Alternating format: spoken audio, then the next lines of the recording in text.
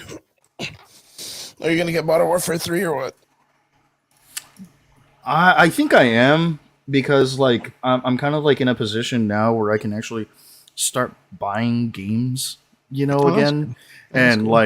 like the money that I'm making is starting to like really like show uh that like I have a little bit of financial freedom again, and so yeah, ever since I just limited myself just to one job, now things are starting to like recoup itself, and I'm doing better. And still, I was just like, Oh, that's good. oh my god, The only thing I yeah, want to play is just the zombies, man. That's all I really care about. Treyarch zombies has always been my thing, but I know it's dude. fun There's to actually a game that I've been wanting to play for like ever, and it's Mhm. called Sea of Stars, and it's like a JRPG, but it's like a turn-based JRPG. Straight up. We'll have to check it out. Let's get it. Do it.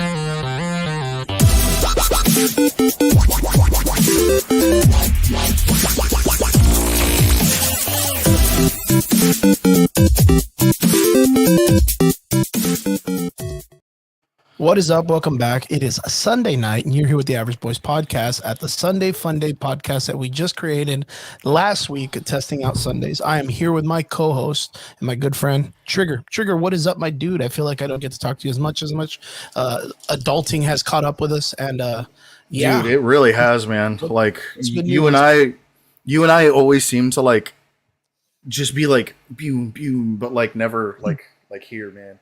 Never Oh crossing yeah, straight streams, up, bro. straight up. What's been going But on, man? no, man, good, man, good. Working at the bar a whole lot, just doing big moves over there. But like I had stated last week, that's kind of like where my like a lot of my attention is, especially on the weekends. Thursday, Friday, Saturday, I'm out there from 6 to 12, and so obviously that's like the times that y'all were we were doing the show on Fridays and stuff like that. So these Sunday shows, like for me, are like perfect. I took a heckin' big nap earlier, and I just feel so much better now. Yeah, Sundays are. I mean, it's a little bit weird for me when Friday comes along. This past Friday, I ended up just going back to the gym. It's kind of like my safe space, I guess you could say. Yeah, yeah, yeah. It's what I'm comfortable with. But like, it's so crazy, dude, because I haven't had a Friday off since prior Corona, I guess you could say, since previously before the coronavirus. I mean, So yeah, dude. I mean, we've been kind of going at it. I mean, 4 years, I think I got into the show. 2.5, No, two dude, and a, it's been been three. four. I think no, Yeah, three, no, 4 four years. at least. Because Yeah, I mean, when Corona had rolled around, we had already been doing it for a year, but we were on yeah, RGV about a year and a Titan. half. Yeah, but we were already like on the RGV Titan, like bandwagon. Page, yeah. Yeah, and so like obviously we were doing our thing with them. Uh, but I mean, dude, it was good though. I mean, we made it work, especially during Corona. And that was the whole thing. Like, we really wanted to push on this idea that Friday nights was going to allow people to have a place where they can still kind of congregate, meet up, talk nerds and stuff, since everything else was closed off. But Yeah. we saw it in the numbers wise when it came to the podcast that Fridays after the world kind of opened up, slowly they would start trickling, and more people started getting out, which is what we wanted, and everything like that. So now we're going to try. Now we get the opportunity to really move our podcast around and really figure out where we can have a staple on it. So Hmm. the one that we were able to all agree on was Sunday nights. And the reason why, an hour and a half Sunday nights. Right now, people are starting to wind down from all the weekend. All the going out and seeing family and stuff like that. Maybe some people are still out there. When Sunday football or whatever the fuck, some sport event is going on. But we really wanted to have this opportunity to still maintain our fan base and a really cool place for people to just join. And we just hope that everybody kind of like digs the Sunday times. So yeah, and Hmm. like we said, we're not really going with the format. We're trying to kick back off of the format of doing like a full, what was it, like 2.5 hours, 3 hours that we were doing before? Yeah, I mean, at Yeah, almost least. 3 hours, right? Yeah, at least. I mean, I know that there were some shows No, we were easily doing 3 hours, Yeah, I was like, like hey, with there's nothing wrong. like no problem. There's nothing wrong with that either. It's just, we have a good time.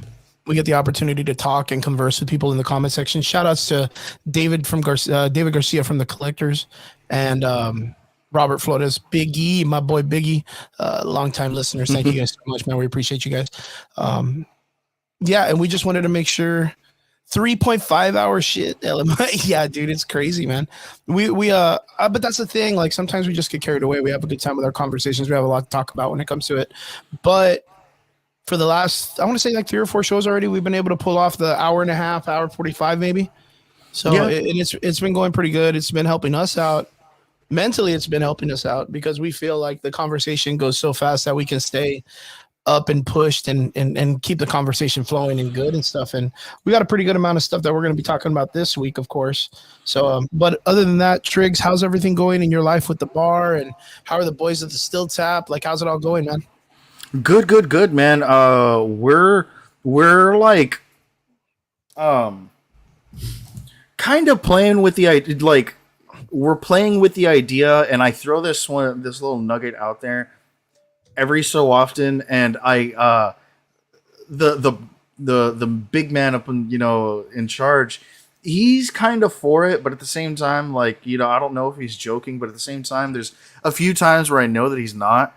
And it's to possibly have like one time have the podcast out there, and okay. two to see if we can set up a LAN party out there. A LAN party? Yeah. What do you mean, like He's for a gaming and huge, stuff? yeah, he's a huge gamer. He's But I thought, huge gamer. I mean, not to throw a wrench in it because I love gaming too. I thought the whole thing with the Still Tap, like the bar, it has a very important theme to it, doesn't it? Well, it's a very It's a whiskey marketing lounge. statement. Yeah, it's a very whiskey lounge, speakeasy feel. And while that might be the case, one thing that a lot of gamers like seem to get, especially when Depression and drinking problems. well, not just that, dude, but like look at all the gaming, like all the gaming cocktails, dude. All of those are like really, Oh, really true. Yeah, pretty there's a lot of looking, like looking cocktails. that's And true. my place being what it is can facilitate something like that. Okay, well I mean that works. I mean, the thing is like if you guys can make it work. I know Yeah. I know there's a very niche audience that the bar itself is trying to get, which I think it's been pretty successful at reaching right now. It feels like a very great speakeasy. I know that there's like a somewhat of a dress attire that has to be like not enforced, but it's you know Highly encouraged. highly encouraged. Yeah, Yeah. and yeah, I've seen your guys' advertisements. I've seen the pictures, and they look very cool. I've been wanting to get out there myself. I love all you guys. So just being able to see everybody once again is always a good thing as we get old in these times. You know what I mean? So maybe you get the opportunity. But yeah, dude, where's the Still Tap located? Just to let people know. It is located on Sherry Road. I think it's like 600 North Sherry Road or South Sherry Road, like Suite C. Is it next to anything or no? Next to Taboo, for anyone who knows where Oh, Taboo is on Sherry Road, or it's like catty corner uh La Cerveceria, which is a like a really, really popular like liquor store in that area.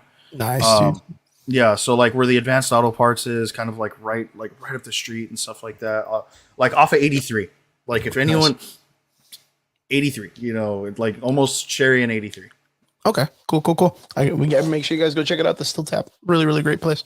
Mark, my man, chew a new podcast in the comment section. Shout out Right. to you boys, man. Can't wait for you guys to do your ideas coming up right next to Jimmy Eats. Yeah, right next Yeah, to man. Jimmy Eats. Correct. Yeah, yeah. Mark, in the comment section, you have to let us know what's your review on the Call of Duty game, Modern Warfare 3. I've heard some ups and downs. A lot of people are telling me the multiplayer is kind of because there's a kind of an interesting learning curve. But what I'm interested in is I'm interested in hearing people tell me about the open world zombie game and what they think about that format. I mean, yeah, they did it once before in man, I can't remember the series it was. I want to say it was like 2 games before. But yeah, Oh, all right. Rob, you gonna be mega disappointed. Yeah, you guys hear about it today. Yeah, you gonna Uh, be mega disappointed, my yeah. guy. Okay, Mark says that he's a big storyline guy.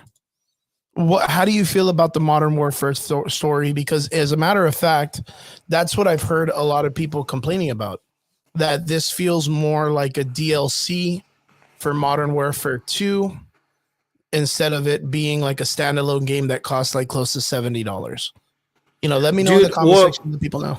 what I always thought was they were just basically recreating the Modern Warfare games that we played back in like the 2000s. That's So like that's when yeah, that's so like yeah, when because they everything just revamped came, a bunch of maps and stuff like that. Yeah, you're right. yeah, so I was like, okay, like I thought that story was fucking gorgeous and I loved it when it 1st Mhm. came out. Like I couldn't wait to play the next one. Especially the whole stuff like that would go on with like Makarov and stuff like that. I thought it was amazing.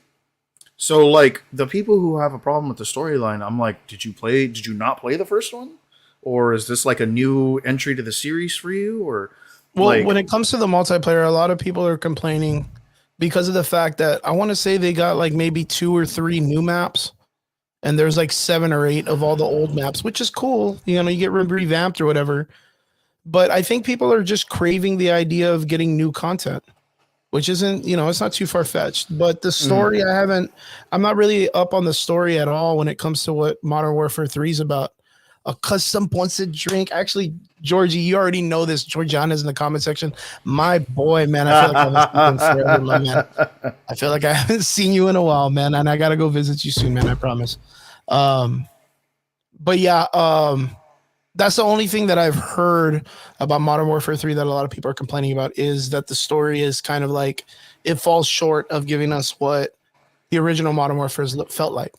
But then again, like as gamers, right, Triggs, like we can kind of come to terms that a lot of these games that get continuous storylines, sooner or later they start to fall flat. Halo was one of the ones that did that towards the ending of the series, where a lot of people were disappointed with how it handled itself, with like Cortana going off and becoming like a god of like this of space as an AI, Master Chief being chased down by other um, Spartans or whatever. Like there was a lot of disappointment in the storyline, but people still played it and still clamored at it. You still had a good fan base. Mhm. So I kind of think like maybe Modern Warfare 3 is getting to that where like maybe they do have to make a change. This whole battle royale and multiplayer thing really isn't like it's not taking the cake anymore. And that's been my thing. Is Mark said it earlier, he's a big storyline guy. And I want to ask you, just as a gamer, like what's the last great storyline game you played? Like great storyline. Like memorable masterpiece. You know what I mean? Like it's hard to think about. Fallen Order. Jedi Fallen Order? Yeah, dude. It was Okay. gorgeous. Yeah, You that's a good know, call. But like how I long mean ago was that that? That was already Red Dead. You see Mark's calling Red Dead. These are yeah, all Red big Dead. hitter games though, man. They're all big hitter games, but like Yeah. those I by name. mean I would say like God of War. God of War. I mean even I mean for whatever the game was or wasn't, Front. I mean, dude, Cyberpunk was a beautiful game and it had an amazing story. Yeah, but the You problem know, was that when on release they released on with a bunch of mistakes. yeah, I Those know. the company should have, That's yeah, but that's beyond the point. My point is that the story was good, and very much like The Witcher. And I've said this before, and I'll say it again. The Witcher, the first Witcher game that ever came out, was complete fucking garbage, yeah, it was bad. like mechanically. I think But it three when was three it came out, right? two. Or two. Like the first Witcher game, no, it was like The Witcher, and then it was 2 and 3. But the first Witcher game mechanically sucked, bro. It was horrible, horrible, horrible. Yeah, but And that's okay. But that's the problem with some of these games too. Is like sometimes the sequels are the ones that do very well, and then it gets people back involved in the story. That was like Metal Gear Solid did the same thing. I was a really big fan, of course, PlayStation Metal Gear, but everybody got hooked on Snake Eater. Like Snake Eater was the one that like really got like Kingdom Hearts, dude. I mean, we're both huge fans of Kingdom Hearts, Final yeah, Fantasy. You know what I mean? Like, yeah, but it the wasn't gameplay for Kingdom Hearts has never really had to change. fucking Like that last that's story, dude. Fucking God, I almost killed myself, dude. Just to dude. see the fucking character come down and be like, "Look, man, Just stop. And he's like, you're right. Let's go, Mark Hamill. All right. And it just ends. I was like, I'm done. I'm done. This whole game didn't even have to happen. I'm done.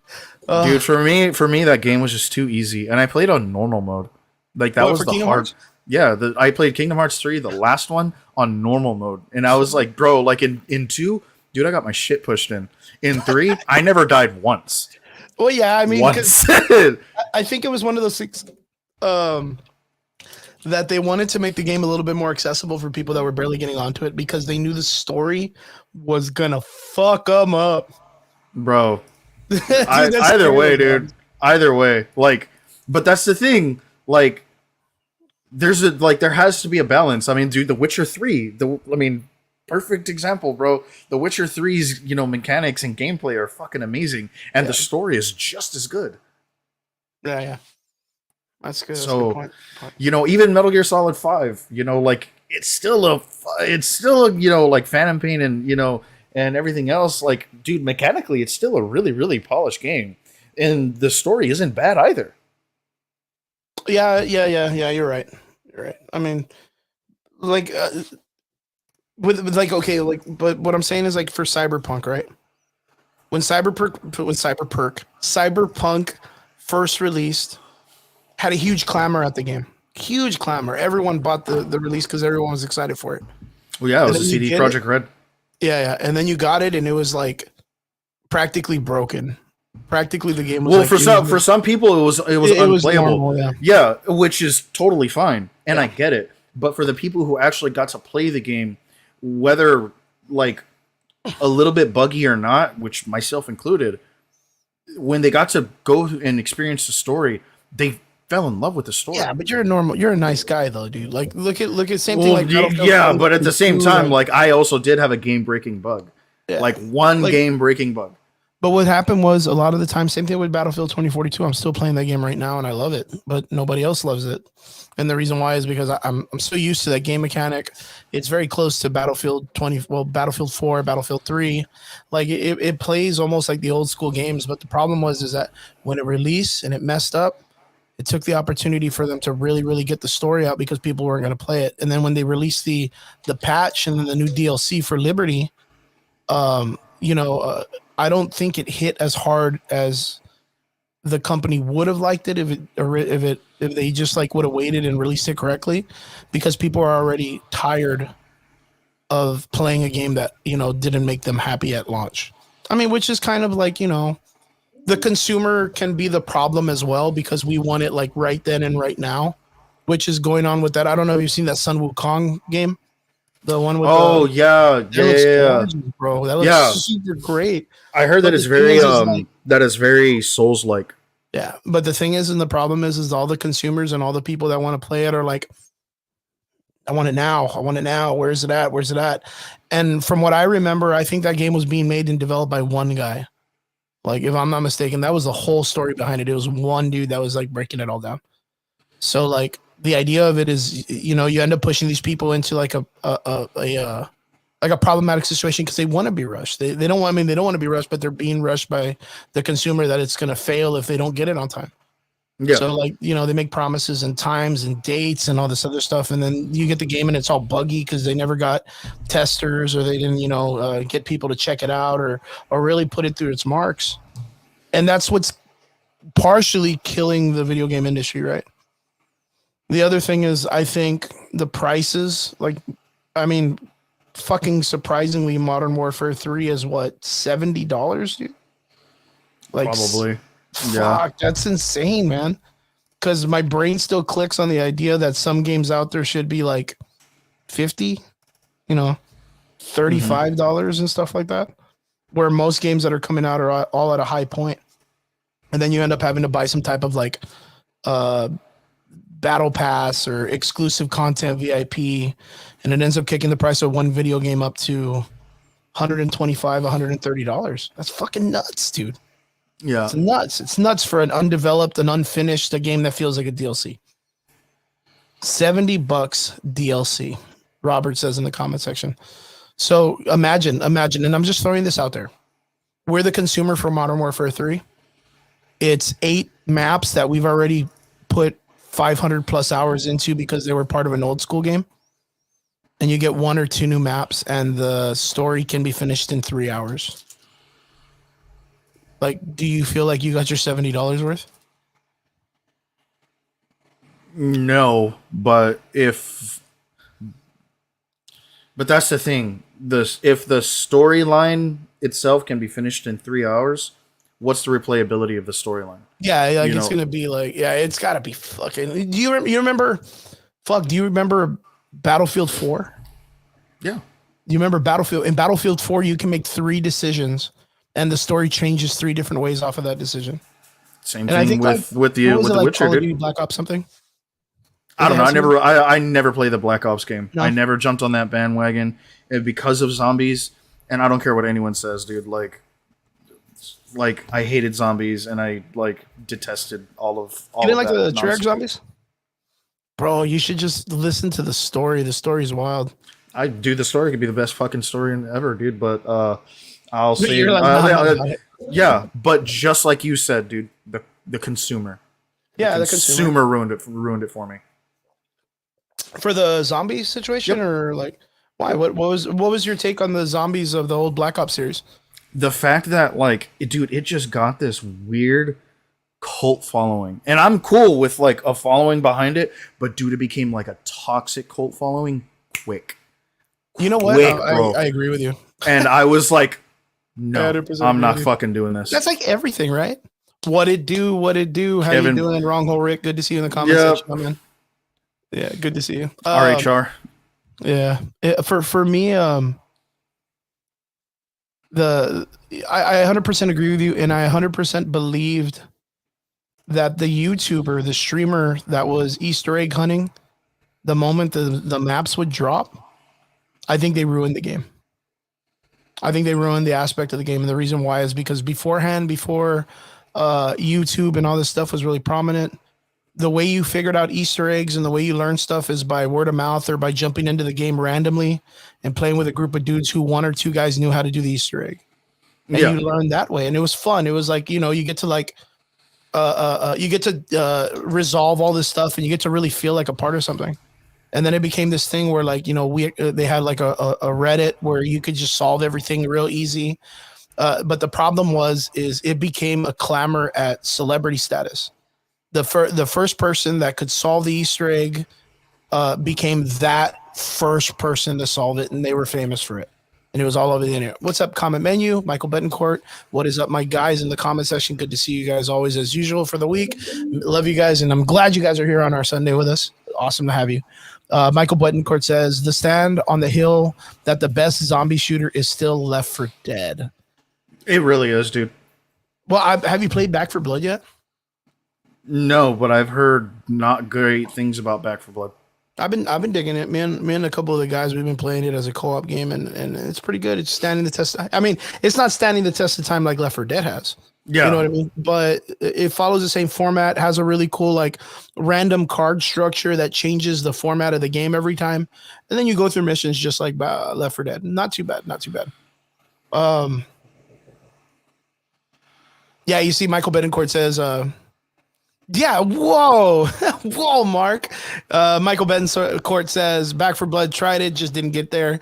Mark was like, I fucking hated Left 4 Dead. Whoa, with the hate. Calm the hate breaks, sister. Jeez, that's super crazy, man. Left 4 Dead wasn't too bad, but those games are great with friends. I agree. If you're playing it solo, like you're missing the whole concept of what they right now. I really have to say that like survival games have me though. Like survival games, dude, they've got me by the short and curlies, dude. Yeah. Because you get to collaborate. You get to work with other people. You get to kind of just do your own thing. There's no like real end goal or up goal. That's like 7 Days to Die kind of concept. Me and a couple friends play 7 Days to Die a lot. So yeah, like I understand that completely. The story, I don't know, man. I kind of feel like I've been saying this for years. The single op stories when it comes to video games is kind of like a dying breed. I think right now, you watch, dude, Grand Theft Auto 6 is going to pop off. It's supposed to have a drop, I think, like in November or December. It's supposed to have a trailer, and that motherfucker is going to break the internet for no reason. Like it's gonna break because people are just like they're tired of the everyday shooter. They want to go back to that Red Dead kind of open I world. really I actually kind of have to disagree with you on the Yeah. single player like story driven games. Mhm. And the reason that I say that, dude, is because like you have like you have Jedi Survivor that just came out, single Yeah. player game. It was fantastic. Then you have and like another one that like literally broke the internet and like was a runner up or yeah, could have been an easy runner up last year for game of the year was Hogwarts Legacy. You know, Yeah, but and granted, I know those yeah, that's yeah, like two specific ones out of like many, right? But you also have like indie gamers who are giving us those single player story driven games that the AAA studios just aren't. that they can't. Yeah, that they can't. I'm not going to say that they can't. They just aren't. Because I mean, these AAA studios used to give it to us all the time. Yeah. But now it's falling on like smaller indie studios that are really giving it to us. And so that's why like when all these like huge studios are coming out, and oh, I'm doing this, I'm doing that, like new ray tracing and dick detailing or whatever, like, oh yeah, dude, like we're on the cutting edge. I'm like, all right, man, cool. Like I have a little Burmese kid from like China who's like making a game that I've been dick writing for like a year. Oh shit. You And know, what's the game called or what? like the game that I've been on right now is Scum. It's like you're basically on an island. Oh yeah, there's also Baldur's Gate 3. Uh you're like on an island, you're a death row inmate, you're thrown into an island. It's basically damn it, what's that the story the Japanese story with the school kids and they get thrown on an island. Battle Royale? Think of Battle Royale. Yeah, think of Battle Royale, except like it's also kind of like the Survivor. Like Bear Grylls Survivor. Like you're gonna have to craft everything. Everything you have to craft yourself. Is that like the island or what was that game that came out a while back? The one that where you're in an airplane and your kid gets fucking sucked out? The Forest. The Forest, there you go. Yes, but there's more guns. Okay, and it's multiplayer or it's all single? Yeah, no, it's multiplayer. It's a big co-op map then, or a big So is that more like Rust kind of vibe or what? Very much so. Okay, so it's more. It's like the Rust Daisy killer. Okay, and that's the thing. Like a lot of those like battle royale, survivor crafting games, like then they took over like crazy, man. And it's good because you guys are putting a bunch of names out there of badass games that have come out, but like in the process too, there's been some big AAA games that just didn't break the mark either too. So that was like Starfield. Starfield was supposed to be like this huge, or Star Citizen or Starfield, right? Star Citizen. Yeah, it was supposed to be like this big old like ender of like no way, no, what's that one game that came out? No Man's Land, No Man's Sky. Oh yeah, No Man's Sky. Yeah, it was supposed to be like a big killer of that. Damn. What's up, Ham? Games at Ham, Mr. Arcade himself, man. Right. And then you also had fucking one of your favorites used to be back in the day concepts, which was Assassin's Creed. I heard that game kind of fell like ugh. So it's really, really funny that you say that because yesterday I just got an old memory on Facebook. Oh shit! And it was back when Assassin's Creed 3 came out. I think it was like 2011 or something like that that I had posted this. And I was like, dude, I played this game for all this time for this fucking ending in Assassin's Creed 3. And then I reposted that memory. And I was like, and I never played another one since. That's fucking wild, dude. And it was just that the fact of like the story just like got really like convoluted, right? No, it's just for me, everything that led up to the first 3 games was central to a single character on a single mission and everything. Oh, dude, Ghost Recon was amazing, by the way. Yeah, it's a fucking fun. Yeah. Yeah, especially Wildlands and the other one that came, yeah. That was their first one. That was great. Dude, it was amazing. Anyway, Yeah, like once Miles died, and they didn't like keep into his family because like the reason that everything was happening was specifically because of Miles, his family, his genetic bloodline. And then after that it just went pew, and I was like, no, I don't care. I don't give a shit. True, true, true, true, true, true.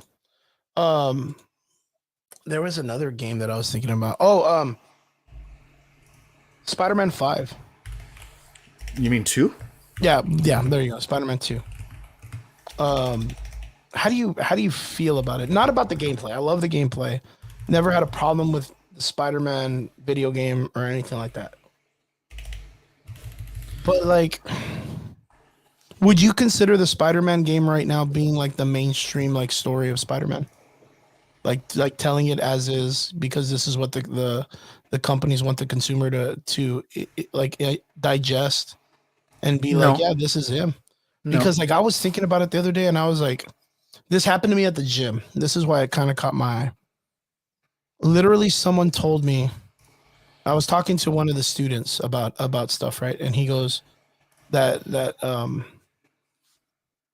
I was telling him about Spider-Man, and he goes that Miles Morales is a Spider-Man, and he's a younger cat. And I started realizing, like, did you know right now the generation of young kids that are taking the Marvel like ingesting all the information is based off of that, where like Miles is their Spider-Man. It's not Peter Parker. Peter Parker plays as like the Ben Parker. They're the Ben Parker mentor figure, Uncle Ben. Yeah, well, at least he didn't die. So Well he does die in the Ultimate series. Like he's gonna die. Like that's the whole purpose of his character. You can't. but that's the Ultimates. I don't give a shit about the Ultimates. But They're not that's what 616. Spider-Man 5 is based on this timeline because Miles is in it. No, it's not.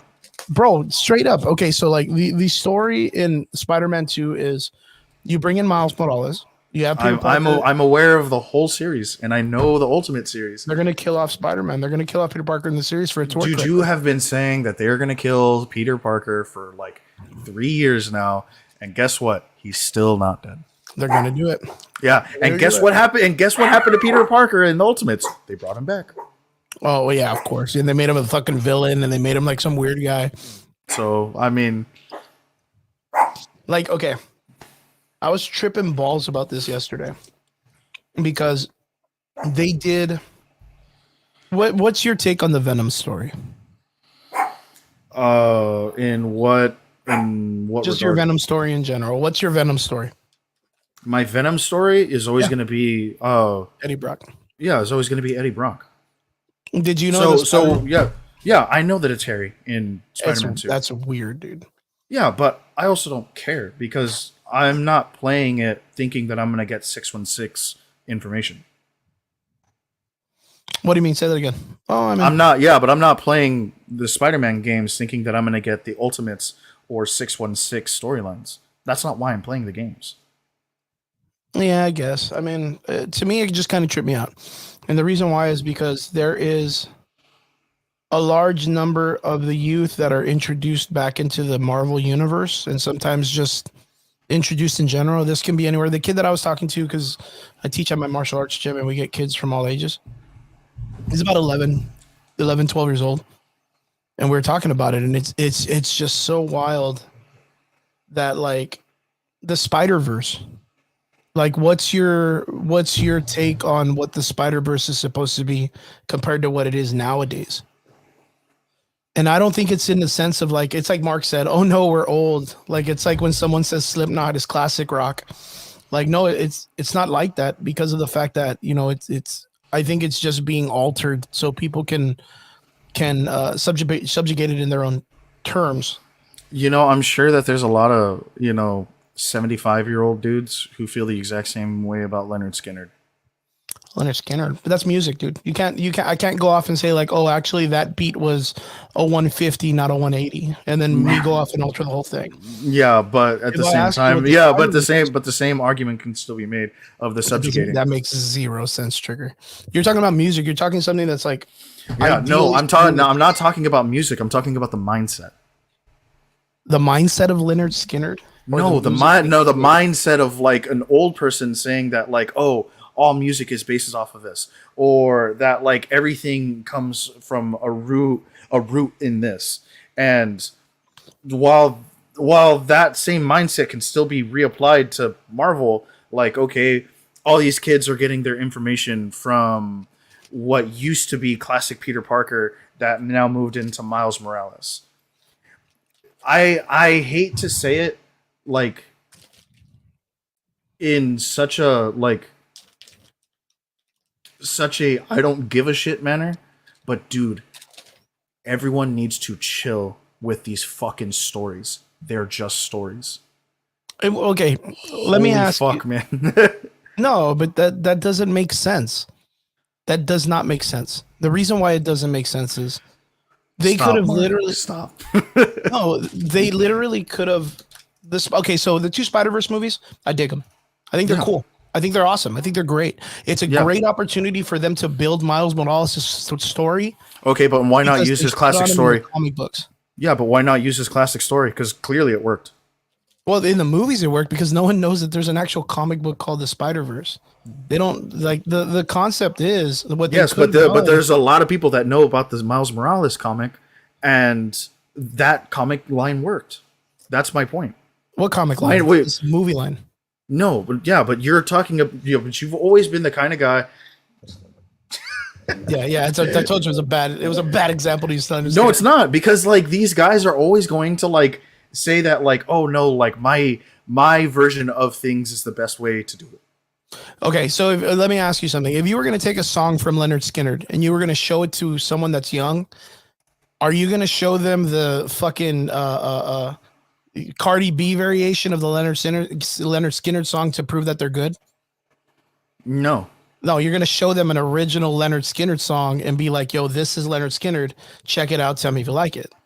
Yes, but I could That's the also say Spider-Verse yes. movie. You're telling me that the Spider-Verse original story, even though it's good and has content and has reference and made it to what it was, and that even gave it the title of the Spider-Verse, is now better because you told it in the 2023 variation with a cartoon overlay. Like I'm telling you, There's no overlay. There's no overlay. It's just a fucking There's cartoon with no Miles. fucking overlay. There's The no entire overlay. Spider-Verse story No, there's in no the fucking not. movies The is not literal anything only with- overlay so far is that they have more than one Spider-Man. That's it. Past That's that, the there's a Spider-Verse. fucking no, dude. That's in the original No, dude. Spider-Verse. Yeah, I'm aware. Spider-Man 2. I'm aware, but there was a huge like mythological reason behind all of this. Not we gotta fix reality. That's what the movies are about. I'm aware, but the original story, which was just fine. Which is great. I think it was Yeah, fucking fantastic. exactly. What gave us And the in opportunity to love your logic, why not just adapt that story? Not that I'm complaining that I got what I got, because I think those movies are some of the best Sony content ever. What? Yeah, but the thing is the Spider-Verse itself was its own arc, story placements, like Lord of the Rings, fucking all the subtitles or whatever. They're not changing the subtitle and then fucking throwing a million new characters into it and just changing everything all up. They're keeping it identical to what they were coming from the books. And my thing is, if you're gonna That's identical to you. You believe the movies are identical to the comic book?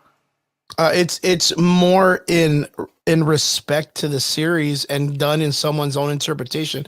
Okay, Sure. are you telling me in the Lord of the Rings when you get the fucking the whole entire group together for the Shire or whatever the fuck that they're gonna add 7 other hobbits that are not originally in the book at all, but just throw them in there because fuck it all, I want to have it? Because that's the same thing with Miles. Miles was never in the Spider-Verse. He was never in the original Spider-Verse. He wasn't even a concept until like 2015, 2014. The Spider-Verse itself was already an established great arc by itself, which I mean, we can agree that it was fantastic. Which oddly enough went on to like go for like years. Yeah, it kept going on and on and on. That's not. I'm not going to argue with that. When they established the Spider Avengers, the ones with Hobie and all the other fucking Spider-Men that were going around and doing all the other stuff, like even the introduction to Spider-Gwen is good. Like, I'm not saying those are bad. What I'm saying is my biggest concern, and this is what's going on in my opinion throughout all the movies, is they're trying to build these characters up and throw them into old arcs that were successful because they know they were successful, rather than just building and giving these characters their own individual. I would have loved to have seen the Spider-Verse titled something that it was just based on Miles's character. Like the thing that I liked about the Spider-Verse is they established this idea that there's the Peter Parker Spider-Verse, there's like a Miles Morales Spider-Verse and like a Gwen Stacy Spider-Verse, where one of them loses their uncle, the other one loses their father, the other one loses, I don't know, like their parents or something. But like it's interesting that when they're Peter Parkers, they lose their uncle, and it's always all three of them across the board are with great power comes responsibility, right? But like with the Miles and the Gwen character, when they're not Peter Parker, they lose their fathers, and it's still that with great power comes responsibility shit, right? I dig that. I think that's great. But what the problem was is in the comic books, Gwen and Miles are still in like a weird limbo. Like they don't have like really good specific stories developed for those characters. And that's where I feel like they miss out on when it comes to the movies. What's up, Brian? Good to see you, my man. I hope you're feeling a lot better, man. Sorry, yeah, man, for sure. Joe, miss you, brother. Miss you. Yeah, and stop eating people, dude. Yeah, stop eating out at night. Stop eating people at night, man. God. But yeah, interesting stuff. I didn't know. Have you been able to play Spider-Man 2? Or are you just watching the videos? I haven't played. I've yet to play Spider-Man 2 because I haven't gotten it yet. But I have the first Spider-Man and Miles Morales. So and that's why I've already played those. Yeah. But that's like my thing. Like I'm not playing those games because I needed. I needed a retelling for the fucking 30th. Yeah, exactly. I'm just playing to play them. I just want to stay around New York. I don't give a shit. Well, not just that, but like what new story can you give me? Like why not for either of these characters? You know, because like the original the original Sinister Six. No, the original Sinister Six wasn't even them. Not even all of them, at least.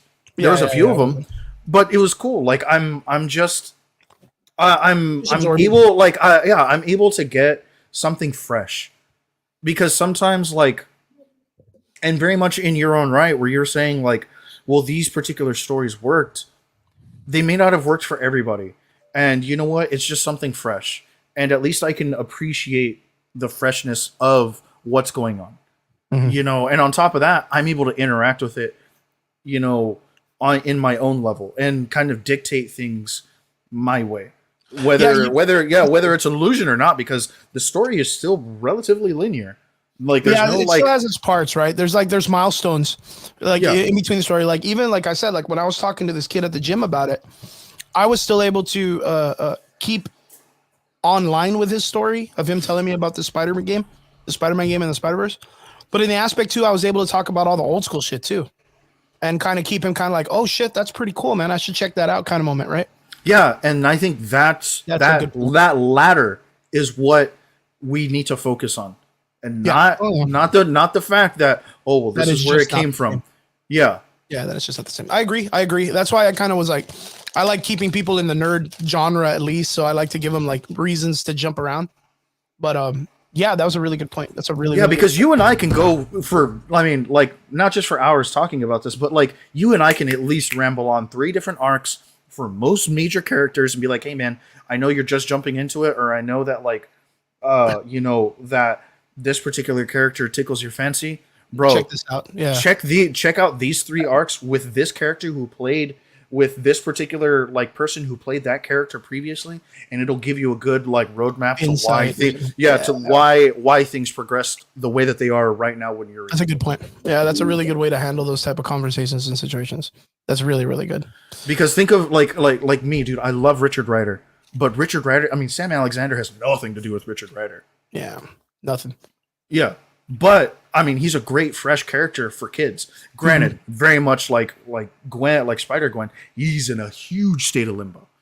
Bigger, more so than Miss Marvel is. Yeah, I was even going to say, even with the concept right now with her being a mutant, her being involved with the X-Men more and stuff, she's kind of she's in a bad position too. But then not only that, I'm a huge fan of Blue Marvel. And I just saw that they put him in an Illuminati cast. Dude. And I was like, everybody who knows how the movies adapt comics, and they're like, bro, he's starting to come out in a lot of stuff. Of course. And so they're like, and we talked about this before, that it's a perfect opportunity for his character. And this is definitely going to be the one time where I'm going to be like, all right, Chris, I really think you are calling it. They're going to add Blue Marvel into the MCU somewhere. I mean, because it correlates to the theme of what they want to push. And you need a character that's astronomically like out of this world strong. I think he's going to take over the Hulk role. Oof, that would be cool. But because think about it, yeah, because he's actually smarter than Bruce. Straight and he's almost just as strong, if not a little bit stronger. Yeah, well, he fucking in the Ultimates universe, he tanked the. Oh yeah, out of him. Yeah. That was impressive. I still love that. I'd have to disagree. Yeah. He's just like, I'm the strongest there is, and he's like, yeah, about that. Yeah, but I kind of feel like they just kind of missed an opportunity. Unless if they do a Fantastic Four story, like I don't see another part where they could just like shoehorn Blue Marvel in this late in the game. But dude, but I mean, you know what I'm saying, right? And we'll talk about this in a little bit, right? Because we're definitely going to talk about the Marvels. Yeah. There's already some things that people are kind of like, bro, you're going to add this way. Yeah. And I'm sure, and I know we'll talk about it later. We're going to talk yeah, I know. We're going to talk about it later. But I think that's a good segue into our next conversation. Yes, it is. Because of the fact that the reason why is because of the fact that they can even have the possibility of shoehorning Blue Marvel in is because the Actor Guilds has finally come to a conclusion and films are back on track.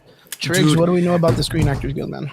All I really care about is that Deadpool is the only MCU movie slated for 2024. Mopar, baby. Yeah. So let me ask you, because you haven't been on the show in a while. Yeah. So I haven't even got to ask you this question. Like, what are you most? I mean, because the fucking potential for this to go crazy is like limitless. What are you most excited for that the Deadpool 3 movie brings to the MCU? Like, just in general. And I'm not even like, because I mean, it's going to be like, I think what I'm excited for, and I hope that all of these stories were true, is that it brings forth the true new phase of Marvel. Like the all new, all different, like after the newer characters are going to be coming out, and like whether it's like leading into the Fantastic Four or bringing in more X-Men, or like X-Men, or bringing in this, that, or the other. I want to see these things, and I know that Deadpool can be the catalyst for it. So a lot of there was large talks in the very beginning of Deadpool 3, being that it was going to be a Deadpool destroys the MCU or destroys the Marvel universe, or reboots the MCU like or some shit. Right? Yeah. In that potential of understanding how far this goes, even into the ending story of Deadpool's character, where they bring his daughter in and he kind of like goes off in the incursion on that boat. I don't know if you remember that. Yeah. When they did the last episode of Deadpool. What do you kind of like hope to see out of the Deadpool movie when it comes to cameos?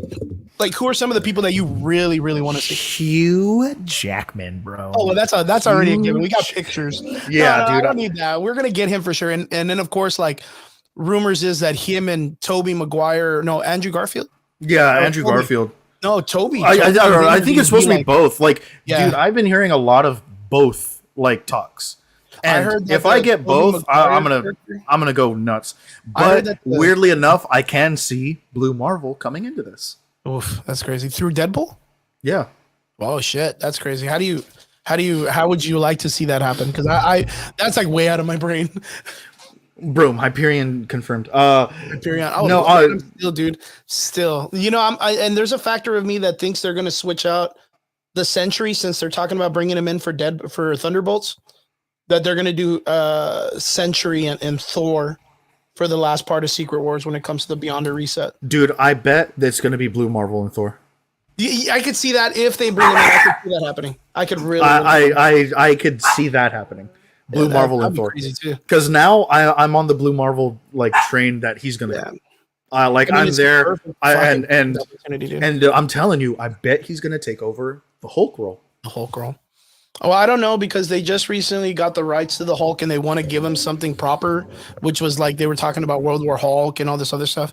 It would be interesting to see them do World War Hulk, bring in Blue Marvel, and have it be Yeah, Blue but I Marvel bet they're that's gonna do fucking up our that and then country. kill him in World War Hulk. Well, it would be interesting. Well, yeah, but it would be interesting if it was Blue Marvel that sucker that fucking punches him instead of the Sentry, where it's him and Bruce Banner, and they Yeah, take what was that one guy that he used to fight, Power Man, or what was the one dude that he used to fight all the time? Wonder Man. No, no, no, Wonder No, no, Man. no, no. He's the guy, the reactor, the other human reactor. Blue Marvel. I think it was Power Man. Blue Marvel or Blue. Oh, shit, I can't even talk. Blue Marvel MCU villain. It was No, 616 villain, yeah, not it was the guy MCU. with the weird. He had like a Galactus hat also. Yeah, I can't. and he was white. He was fighting the white man. Anti Man. Yeah, Yeah, Anti Man. It would be cool if you were to take the Hulk, the World War Hulk, and make him a catalyst or like a avatar for what Anti was in the comic books, and you make it to where him and Blue Marvel were the dudes that were all the nuclear guys and all the capabilities, and instead of it being Anti Man that was his partner in training or whatever, it was Blue Marvel, Adam Brashear, and Bruce Banner that were working together. see, And then and that I can see. you see that, That right? yeah, that I can see, and Yeah, that's why that I could work. still feel like he could take over the Hulk role because of that.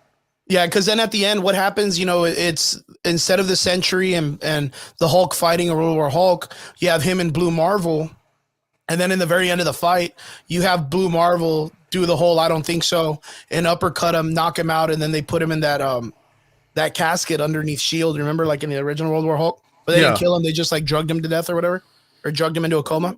yeah, And then boom, you get him out of the way. You get Skrull or Skull or whatever his son's name is. and that could even play a segue into like Jessica Walters coming in trying to like fight the government through the law, you know, to get Yeah, her try to get her brother yeah, or her cousin, cousin or whatever. released or something like that. You know what I mean? Like Yeah, it could work. It could work.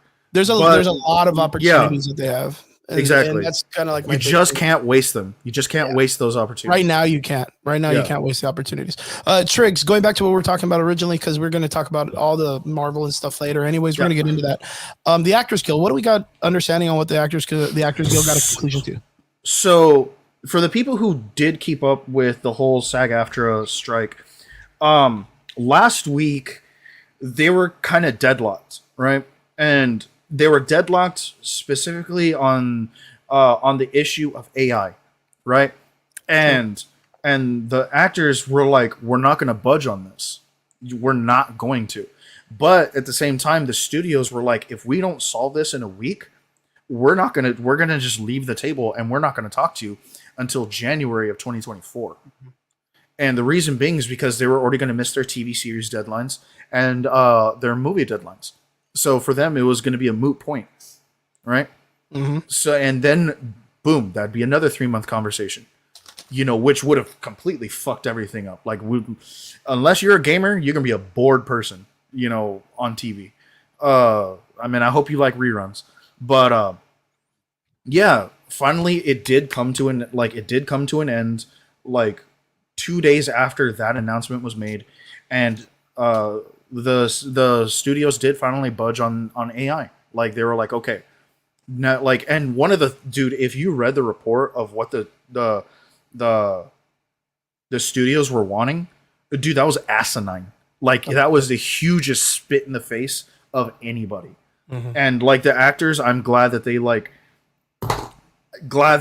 held in solidarity for that, because basically what it was that they're gonna give you a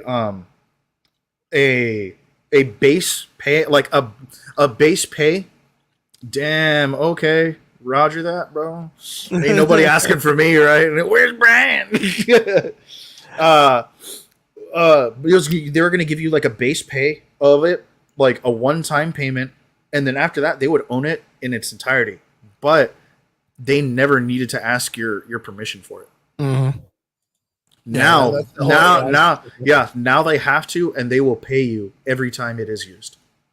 Okay, Whether well, you're that's good, man. whether you're an A-list actor or a background actor, you Well, that's the will way get it kinda should be, man. you will get a residual from it moving forward. but they also need your consent to use it in that particular project. I mean, it's kind of like the way it should have been originally. I don't know where. Well, here's the thing, like the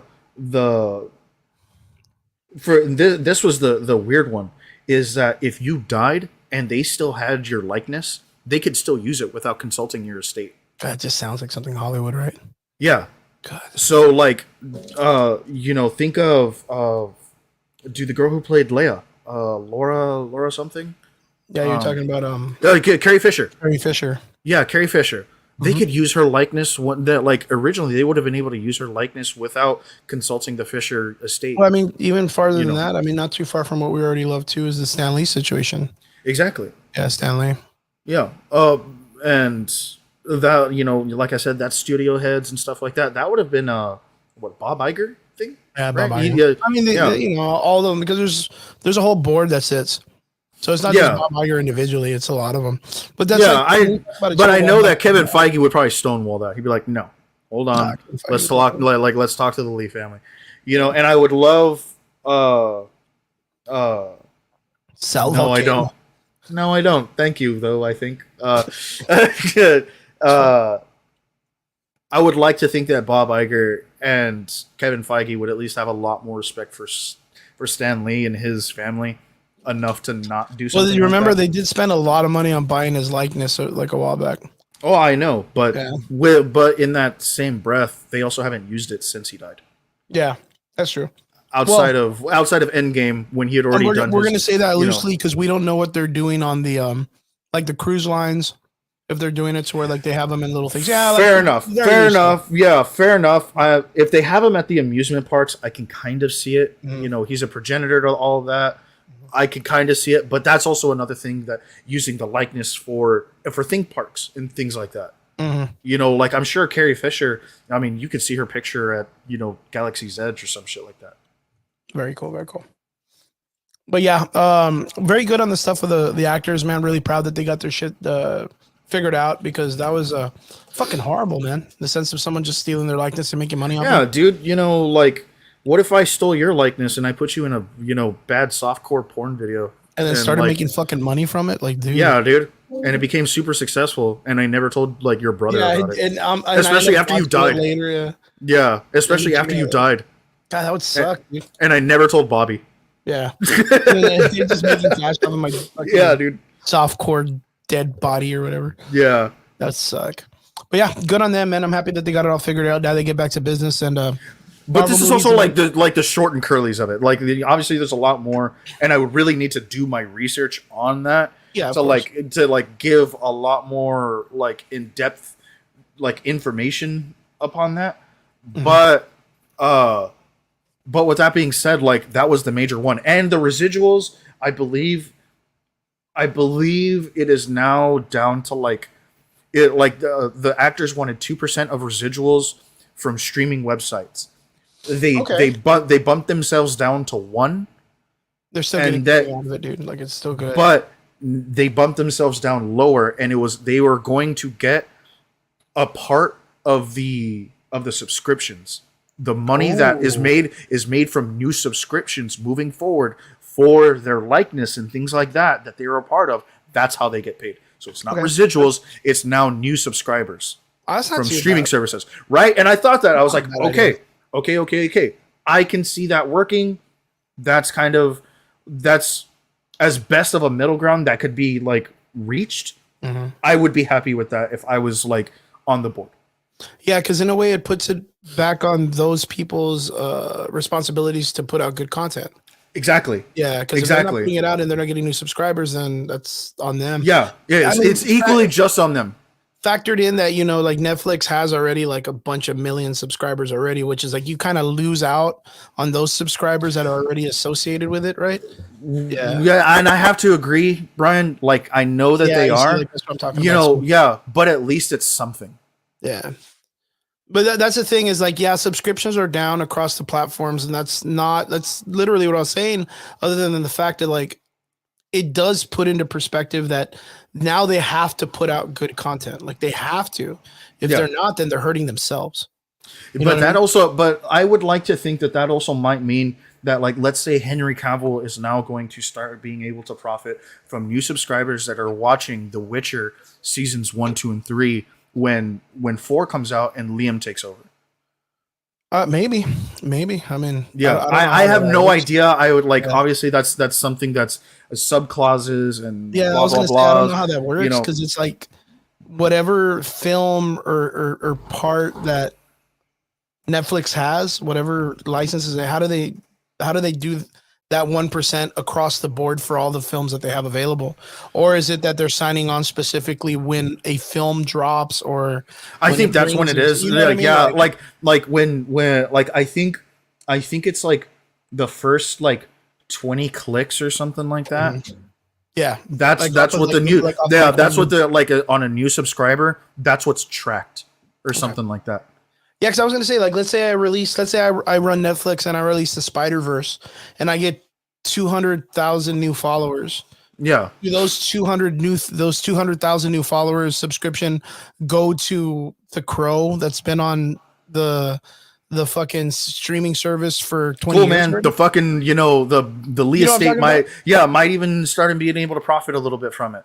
Who the fuck I knows, wonder if dude? that's how it works. Yeah, like, well, obviously we don't know, like, we're not, mosquitoes or flies on the wall like in Yeah. those rooms, and I don't exactly have the documents, Yeah, right in front of us. lining out, like what like the nitty-gritty of those details. But yeah, like, that's obviously for lawyers to like discuss, Yeah, to and discuss and break down. yeah, and I think it's a good call for him, man. media, yeah. I think it's and something that's and gonna be I agree, but those were like the two main things, was residuals and AI.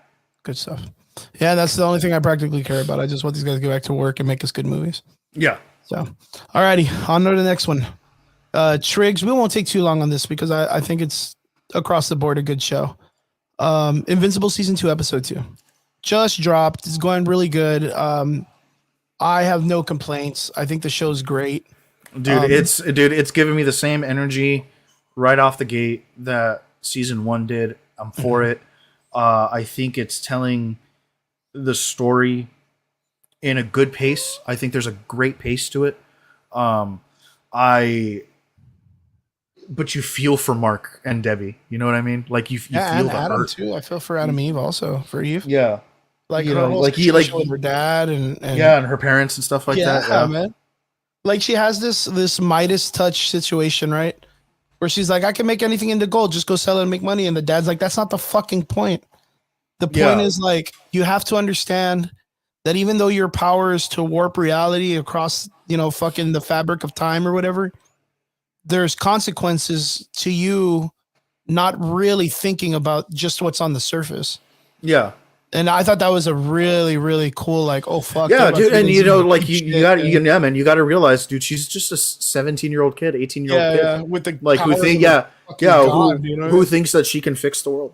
Yeah, I thought that was really impressive. I was really impressed by that. Everything across Mark's really good. Mark's situation that he's dealing with, this like PTSD of his father, the repercussions of everybody hating on his dad, him trying to prove himself as an individual in the society to be better. Like, I think it's so good, man, across the board. And then, the mom having to deal with like motherhood, and then like and people hating her, up.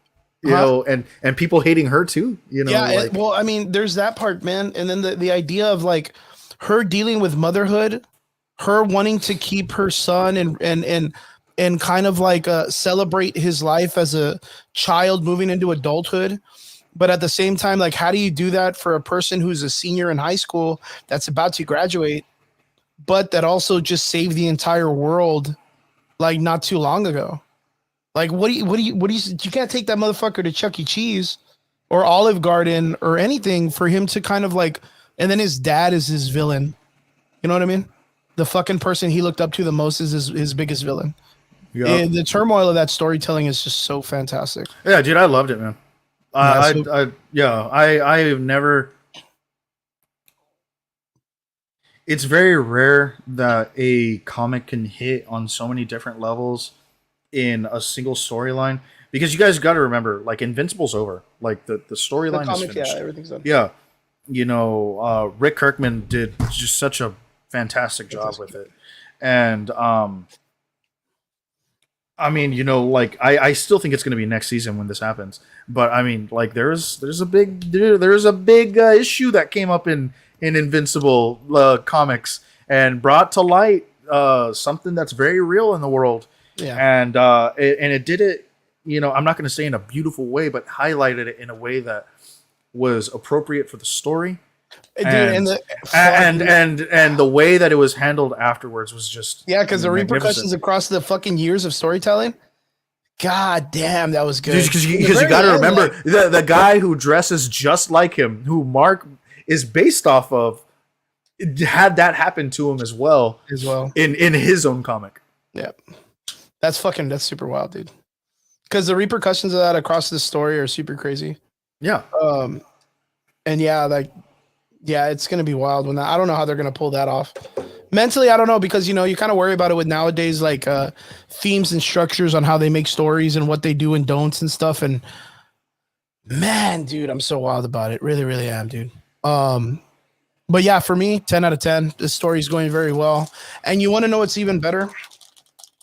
Being that I'm a stickler for it, is it follows the comic book very fucking well. oh yeah, Yeah, like I can yeah. literally. I mean, it's damn near a 1-to-1. Yeah, if someone says like, "Whoa," if I wanted to check this out in comics, where do I go? I can literally tell them where to go. Unlike Yeah. anything else in the world for comic books, not even Gen V, and Gen V was fucking great. Gen V was fucking great, and I can't point them into the boys comic or the side comics to tell them where they can find that story because it doesn't even have any of the characters relatable to it. But Yeah. Incredibles across the board, just like Last of Us, doing fantastic, doing the 1-for-1, and yeah, no complaints there, guys. Go check it out, Prime Video. Totally worth it. Totally worth it. Season 1. Dude, speaking of, and this is going to be like a slightly off topic, but speaking of Prime Video, for those who love literature to TV adaptations, man, Reacher season 2 is also they just next released month. it, right? Is actually next month in Okay. December. For those who saw season 1, it was fantastic. It was based off of the first book for Jack Reacher. Also a fantastic series. Just kind of had to throw that one out there because I love the Jack Reacher series. Yeah, yeah. I like the actor they chose for it. It was Alan Ritchson. Tom Cruise. Tom Cruise. Yeah. Tom Cruise. The in movies. film. Yeah. Did the He did the film movies. adaptation, and they ended up getting the guy who was like Colossus or someone like in. He was He like was actually Colossus he was in- actually rough. He was actually Raphael in the Teenage Mutant Ninja Turtles movies. really. The ones with Johnny Knoxville, the ones with Megan Fox. He's I know Raphael. what you're talking about. Oh, that's Yeah, cool. yeah. That's cool. He's a big dude, man, but he's such a good actor though. I think he was. Yeah, in, man, like, he played Buffalo Thad Blues Castle. and- He played Thad Castle in Blue Mountain State.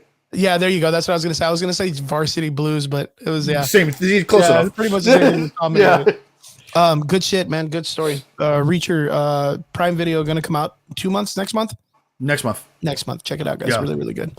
Onwards onto the next part. One of our major points and conversational pieces that will I want to be able to touch base on this. I know we got a couple more minutes left, and I don't want to take I want to take a lot of time on this, but I don't want to take too much time. But Triggs, Loki season 2 just finally wrapped up. We got our entire season all the way through 1-for-1.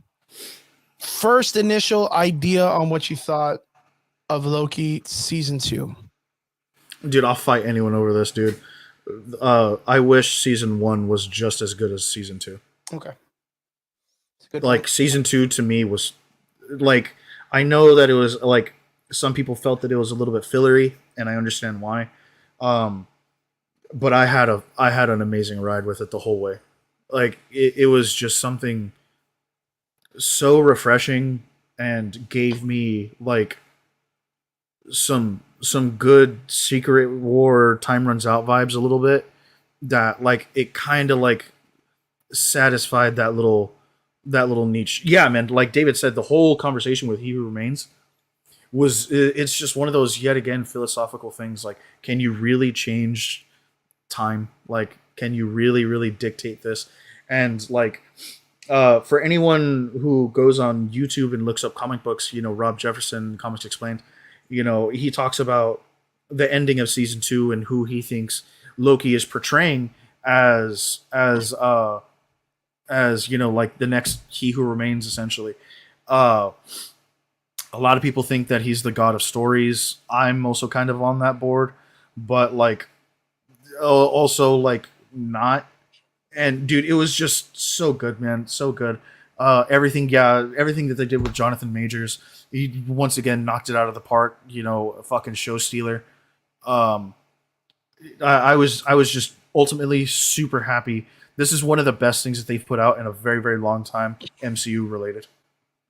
Good call. Good call. I kind of feel my take on this is that they originally had Loki to be a film. Like they I could have seen, and the whole series as a film. Like the format of it just feels like it coincides very much with season 1 and season 2 being an entire film. I could have seen that. Which scene with Mobius? The last one when he's I home. think he's talking about the handshake scene when he goes back to the very first season.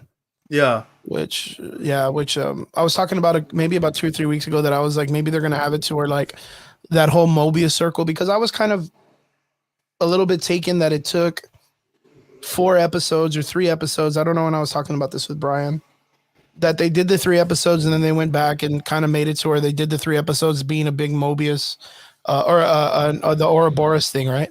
Yeah. And then they ended up Ouroborosing all the way back to the previous season, which I was like, whoa, is that why Mobius knew him and like knew exactly, because they went all the way back and Loki was the one that created the TVA and actually like did all this stuff because they had a relationship prior to when he got arrested. He knew that was all coming. Or like, I was kind of like taken in the idea, like I wanted to start thinking about it and breaking it down. And, I was okay. It gives you an answer, but it doesn't give you an answer. Yeah, it gives you an answer, but very ambiguous, and Brian asked a question. Dude, honestly, of Phase 4, he's had the best arc, hands down. Overall, I'm not going to say it because Iron Man had the best arc overall. Hands 100%. Down, Iron Man is going to be, and it was consistent all the way through. There was nothing that changed. The thing we have to take into consideration is that Loki himself as a character had been killed off in Endgame, and then these people brought him back because they wanted a way to use him again, so they had to use time travel. This was like 100% to me the way that time travel could have been used. Yeah, how it's been overused, right? Well, not even overused, but could be used. Yeah, because the thing is like I think what the Russo brothers kind of were very particular about. Like, I have to disagree with that one, Brian, but I get it. You love Wanda. Wanda was cool, but I kind of feel like during Age of Ultron they really dropped the ball. Like for me, just it was Multiverse of Madness.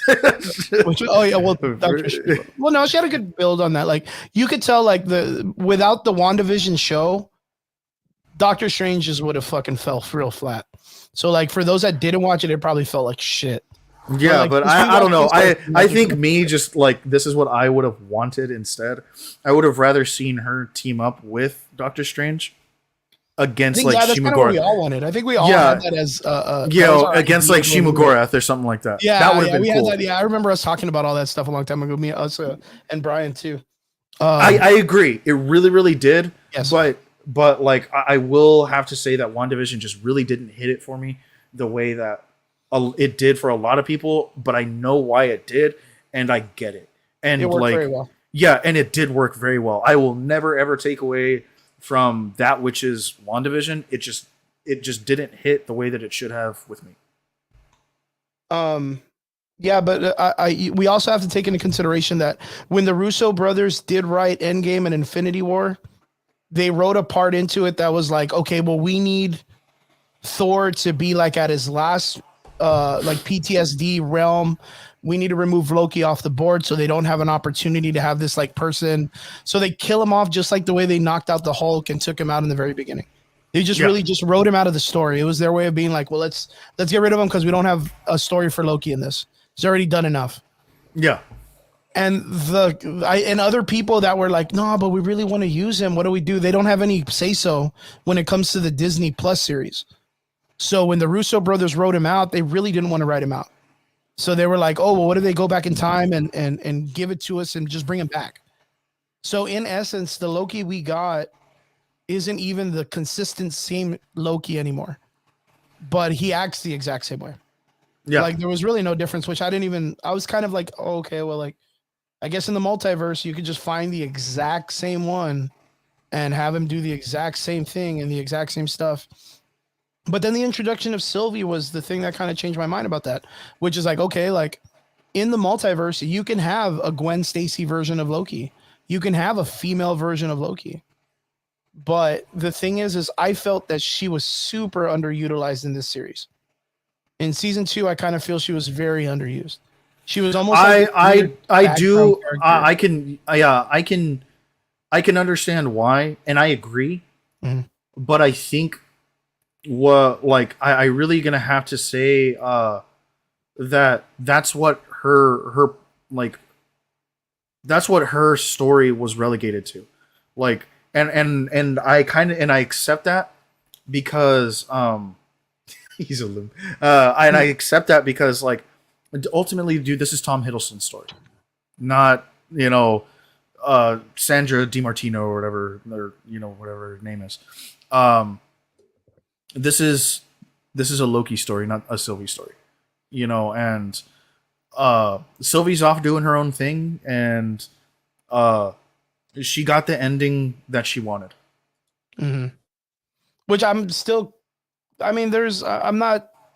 I'm not at all disappointed with Loki season 2. I think that it kind of came to fruition. They did an interesting story. I don't really agree with how they ended it because, again, this to me, in the sense of the overarching story of what they're trying to build for, kind of steps on the toes of some other ideas that they've done. But I'm highly impressed with the production quality of Loki. And I kind of hope, in regards, that Marvel takes that as the staple of what they should be doing with all of their Disney Plus series across the board. Because man, if like fuck, dude, this was production wise fantastic. Production wise, it was fantastic across the board. It was like a movie. Like I said, it deserved to be its own film. It deserved to be put in the theaters all the way through everything. I like that they kind of gave us the final finale of what everybody did outside of this. It gave us a backstory to all the characters that have been a part of it. You get why Mobius is all into wave, what is it, Kawasaki Wave Riders or whatever. You get this idea that he has 2 children. You have this thing where like now, since he works with the TVA and has that, and those people also have a lot of their memories back, that there's this desire for the TVA to have actual purpose into why it protects the timeline, as to why it maintains whatever it is that it's supposed to be, because they understand the value and the consequence if they're not there to be the first line of defense. I really like that that's what they gave the TVA, and it has that much more purpose to it.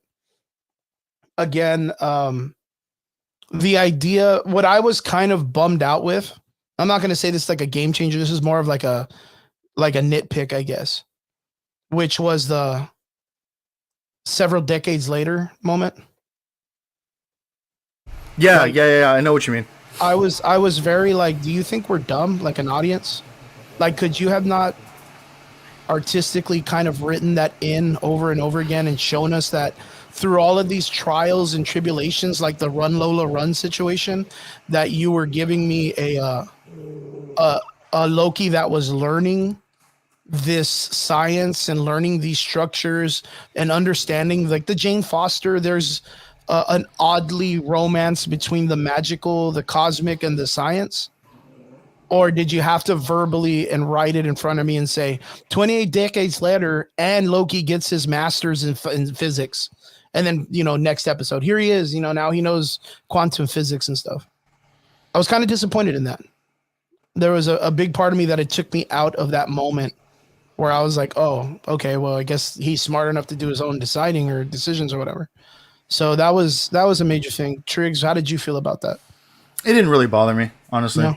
Nah. Do you Like feel like I for no, because honestly, yeah, like what Brian said, like it gave depth. How? To me it gave depth, because like now like you're understanding how long it's taking him, how many times he's having to do this and relive certain moments over and over and over again just to understand something that he feels like he needs to be a part of, so that he could also like, because like like the saying goes, 2 heads are better than 1, 3 heads are better than 2. So like like I understand why that part was there. It was to give depth to how long it's been taking him, how many times he's had to do that. Yeah, but in film, that's what you use Yeah, montages for. Like that's a montage. That's practically what they were doing at the very beginning of that. yeah, but they didn't need. Yeah, but very much like with that same logic, they don't need a montage.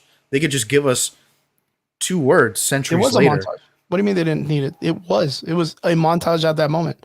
They were dying, coming back, dying, coming back, dying, changing, coming back, dying, changing, coming back. That's like when you're watching Rocky and he does like 10 push-ups. Then later he's doing 20. Then later Yeah, he's like but at the picking up same a yeah, buffalo. and but like at the same time, You're like I fine. said, Positive. like it also needs but it needs to like have depth. Like like how else are you going to express that? Visually. Yeah, I don't need disposition. Well, yeah, okay, but that's you.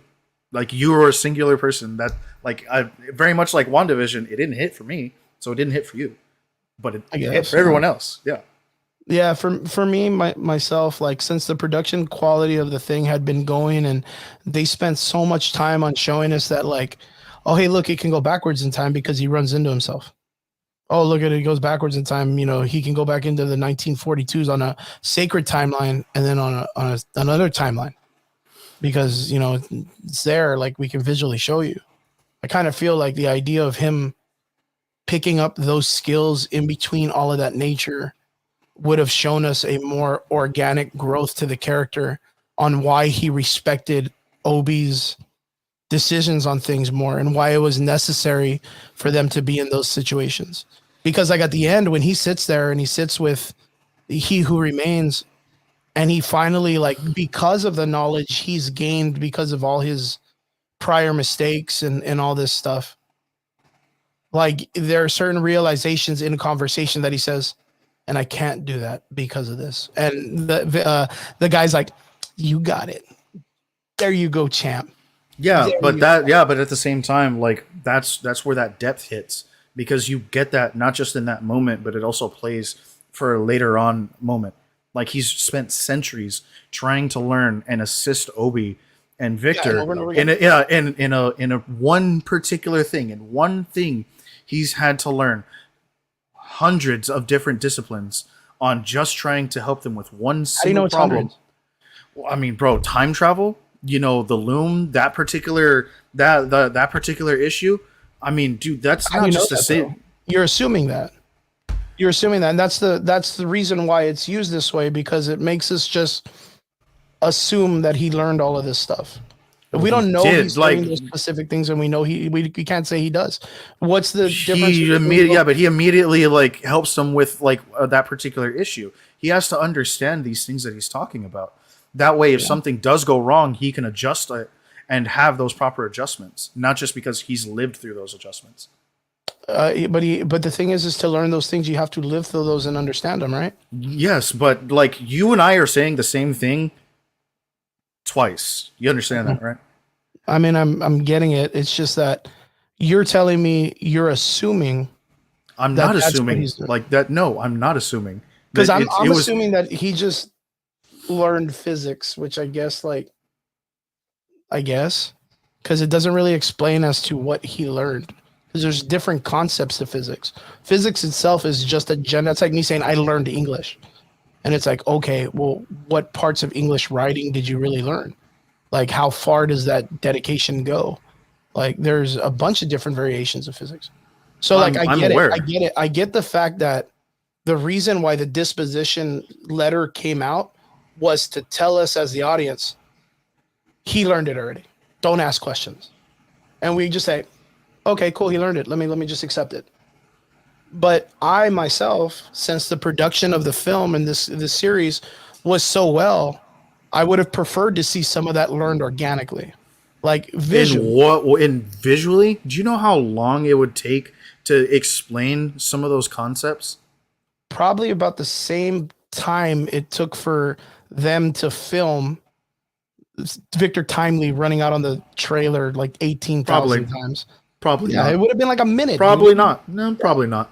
Because Probably not. that's all it takes. But All it okay. takes is, you know what it could have been? Is it could have been this. He shows up in certain parts, and in one of the flashbacks of the already going, what is it?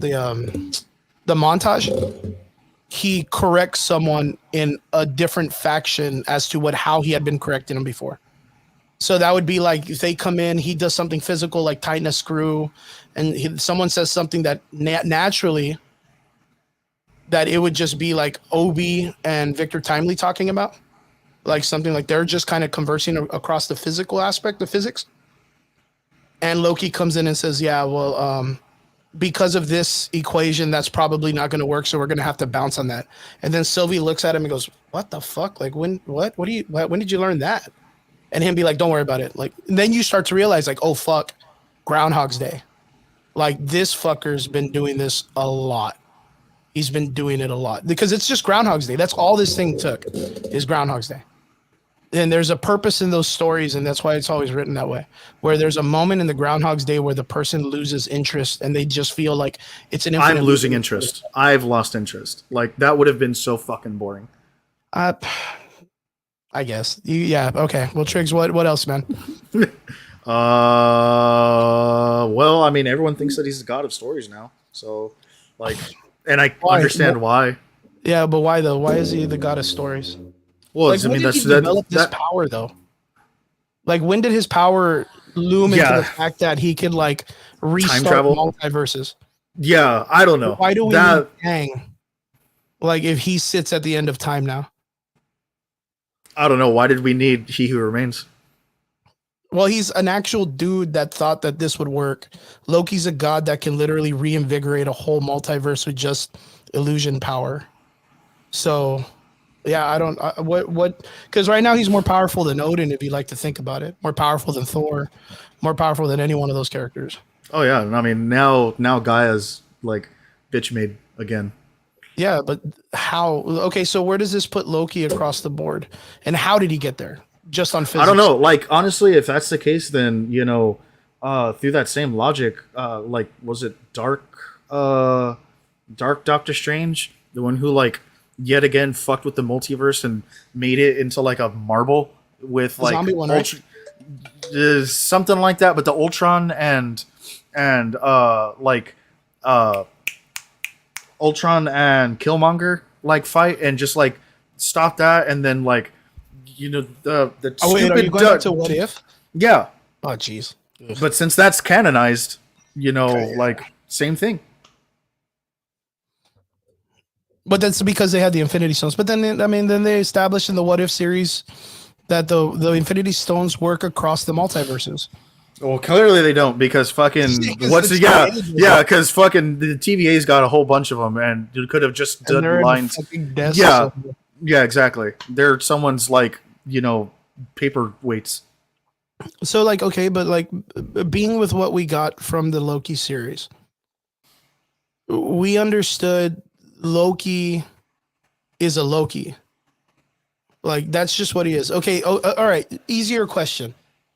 How is it that him understanding how to control the time skipping, which I guess could be a thing because he removed himself from the time loom, like, I'll give them that. I can't answer questions because I don't understand the science and nor am I going to try to break it down because I sucked at physics and geometry. But I'm going to guess since he was able to remove himself like the way he was told to do it originally, and he was time skipping, he was able to remove himself from a timeline. So he's on the outside of time. And him being which would essentially allow him to learn, I guess, how to move between branches and time. Yeah, because of his love for Sylvia or whatever they figured out. Yeah, he figured it out when he lost all his friendship or whatever. What is it? Manga, Shonen Jump. Yeah. And once he lost the fucking friendships, then he was like, "Oh, I can control it." Dude. And plus, they also got a time skip. So, boom, there you go, Shonen. But yeah, pretty much. But in my opinion, it's like okay, from the time slip, I've seen that too. I don't know how I feel about that. How does he restart a dead timeline with his powers? I don't get that. Who the fuck knows, dude? Like, I mean, I can accept it, and I don't mind because, like, Tom Hiddleston needs a break. Like, fuck him, sit him at the end of time and stop using him. And then later on, fucking Secret Wars comes. Let him. You have your, like I said, you have your Thor and your Sentry or Blue Marvel do the Beyonders thing, and everything comes to an end. And fucking god of whatever the fuck Loki is picks him up, and Thor's like, Loki, and he's like, I can explain, brother, or what, kind of like that fucking No, kickback. man. You know what I can even see is that like, and this I kind of liked this theory, and it was a Rob Jefferson one, and it was basically that like Loki at the end of time sees the Kings coming, so he just starts from like each timeline, just starts picking out his multiversal Avengers. Yeah, because that's going to correlate into the whole Avengers Prime or whatever. But yeah, and we could even use that for Time Runs Out. Yeah, I mean, I could figure that more for like Secret Wars because they'll be the ones that which leads into exactly. Which leads into Battle World, or if that's even how they do it, like there's gonna this could either like be used for a different date, or they could just leave it alone, and that'd be it. Yeah, because this is like a super OP Loki. Yeah, like it's way more like norm. Like, there's no way that any Kang like can fight this guy. Because man, I have no problem with what Jonathan the Majors has been doing with his characters. He's been doing fantastic. It's already hard enough to pull one dude, much less 8 or whatever the fuck. But they've found ways to literally like depower and just depower Kang. That's all I've seen across this. Like, even in this show with Loki, like the one who sits at the end, or the he who remains, just figured out that this is just the way things need to go. So he was just a really good planner. Yeah. Where we know in the comic books, which I'm just going to relate to, it doesn't even fucking matter anymore, that Kang, good. Now you're learning. No, that's a shit thing too, because like that's a blueprint that's out there that they want to say they're following and they don't, and then they fuck it up in the end. Because that's all they've been doing. They've just been fucking up a bunch of shit, right? Kang has been this villain that he sits at the end of time, and he's the one who remains because he's Kang the Conqueror. He literally sits on a throne because he's conquered everything because of his technology.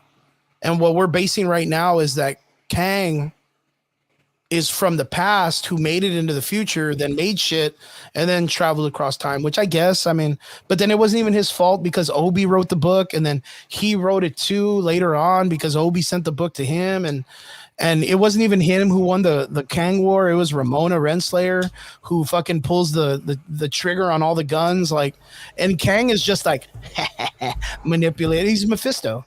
He's fucking Mephisto right now. Boom, and Mephisto confirmed. All the time. Mephisto just gets fucking reamed all the time. He doesn't even have any clothes on, man. He just has a loincloth, for fuck's sakes. Jonathan Majors, it's like I said, he's done such an amazing job with the character. And yeah, I know he's in a shit situation that they want to replace him, but do you think that the reason why they put Loki so high is because they're going to replace him by chance? Oh, man, I hope Or is not. that they're making it to where like, well, if it fucks up, we got Loki sitting here. So honestly, that last thing you just said, right? Yeah. Yeah, because I mean, I hear it. I hear people with the whole like Loki got a stories, Loki got a shit, and I'm like, nah, man, I don't know, man. Like that got a stories thing, like you would have to be really deep cuts with Loki as a character in the comics to really know what that even means. And even that, like the God of Stories situation, like last month, barely got like kicked into like high gear, much less it be like embedded in the comic book system like Loki has across the universe, because this story follows more of Loki, God of Agent of Atlas, which correlates a lot with the Young Avengers. Like that one correlates a tremendous amount with Young Lad or Iron Lad in the Young Avengers. And not only that, I can see that working because now Sylvie's left. You have Miss Marvel's mid-credit scene with the Kate Bishop chick, and Sylvie's a part of that team. But so is also the teenage, K-pop version of Loki with the half horn cut off. Yeah. So like, I just think they're going to correlate those two characters because if you think about it, like Sylvie really, really does act like that version of Loki. Like the one where she's like, well, I'm not a Loki. I'm my own thing. You know what I mean? Like I just do my own thing and I can travel through time because I'm Loki or whatever. But she still has He Who Remains time thing. Does she still have it? Maybe. Like, because he went back in time and changed all of it. So does that mean like, you know what I mean? Like that's no, I mean I get it, but like that's just one of those. This just, I mean, not even really confusion. It's more of just like, what are they going to do with it? Like afterwards, does she still have the ability to do X, Y, Z? You know, it's Yeah, does just, she still have well, that? you know, like we're just gonna have to wait and see with certain things. Yeah, because I did really like the way it all came to fruition. The last couple of minutes of him doing like the walk across and creating Idrisil and doing it, that was gorgeous, dude. Oh, dude, that was Like amazing. that was fucking beautiful, man. Yeah, dude, that The whole scene of cinematically him that was walking amazing. and his clothes like fucking being torn off and the horns coming out and then being like obsidian, like I was like, damn, where has this storytelling been? Like, where has this been in the Marvel universe? Like, you can really, really appreciate that, even though it's just like it almost feels brand new because you don't really know what they're doing with the character or where they're taking him. But wherever they took him, it just looked fucking fantastic. Well, it worked. Yeah, it worked. It worked for that moment. I don't know what they're gonna Yeah. do with it, and I don't know how they got there. But man, if that's what they wrote around it, like man, that fucking worked, dude. That was gorgeous as shit. I ain't Yeah. gonna lie. Overall, season 2 Loki, it's very much to me, it kind of plays out like a really crazy episode of Rick and Morty. Like it's just there's a lot of movement, a lot of going backwards and forwards. I mean, Yeah, with a since lot it's of less done- dick jokes. yeah, a lot less dick jokes. I guess like now that we have all 6 episodes, thank God you can go back and watch it and feel fulfilled. I guess like while watching this, while it was coming out, it was very, very hard to dictate what they were doing.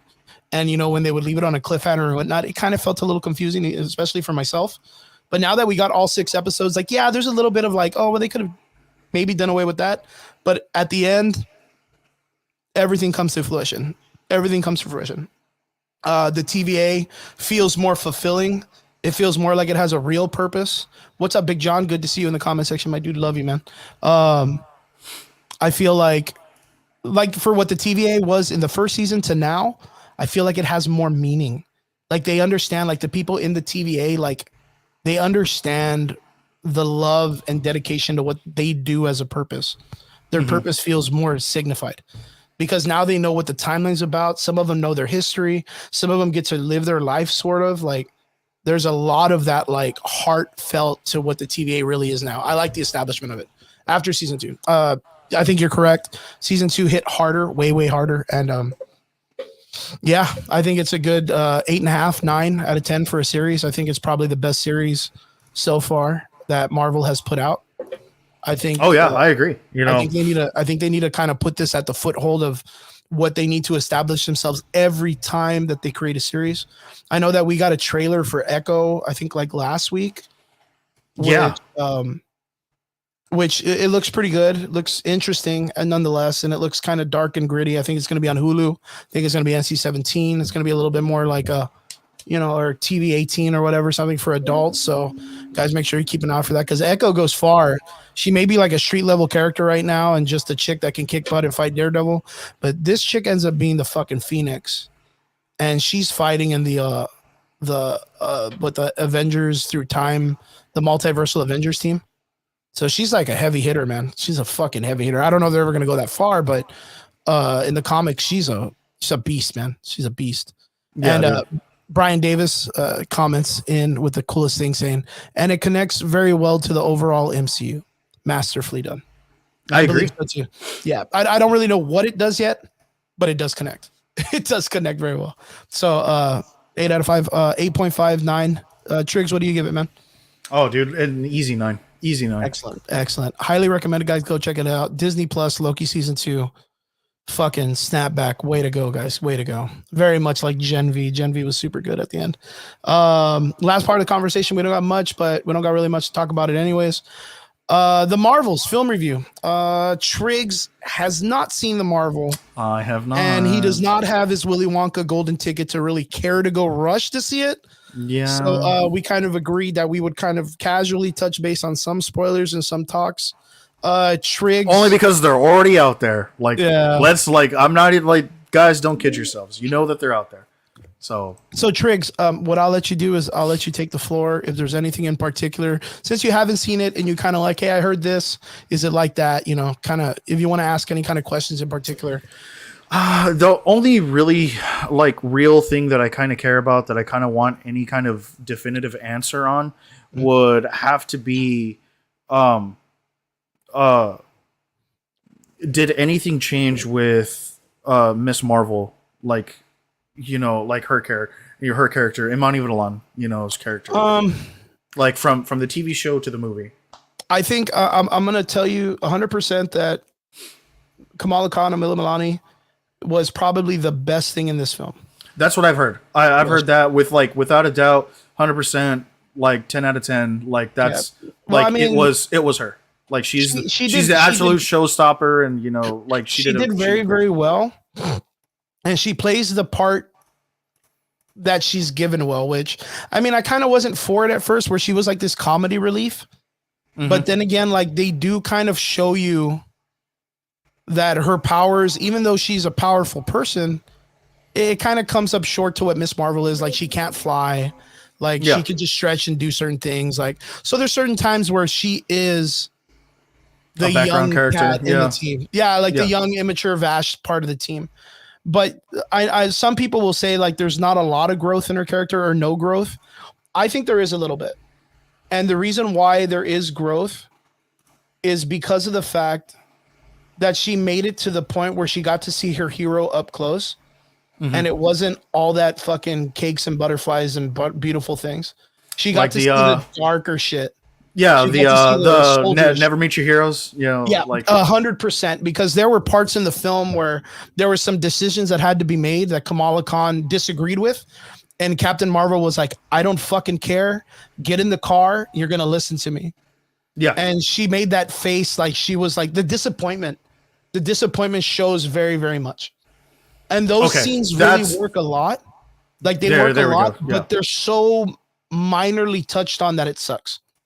Like that's the only thing that sucked, is that that's a really good point that you could have had some like discerning conversation between both characters and a learning experience for Kamala Khan growing up to be a hero raised by a soldier, which is Captain Marvel's character. She's not like a Tony Stark character. She's not out there just doing it because she wants to be cool, she wants to be popular, or she wants people to love her. She's doing it because she knows that's her job. Like as a soldier, that's her job. She just goes out there and does. So she's willing to be like a little bit more stern variation of Captain America and make those decisions. Even though some of her decisions are dumb as shit, nonetheless, they're still dumb. They're still decisions like as a strategic person. And Kamala Khan as a child doesn't understand that, stopping robbers, stopping people from robbing a bank. Like her distinctly fighting a war in a galactic level, this is like way out of her pay grade. Yeah, and it shows completely. Very much out of her depth, sort of thing. Real heavy. She kind of explains it. Like there's times where she breaks that meta and she's like, I'm just the hero of Jersey. Like this is hard for me to comprehend. Yeah. And I'm like, oh, okay. All right. Yeah. All right. Fucking pulling the audience back. All right. I get it. Kind of understands her lane, Oh yeah. Yeah. Straight up.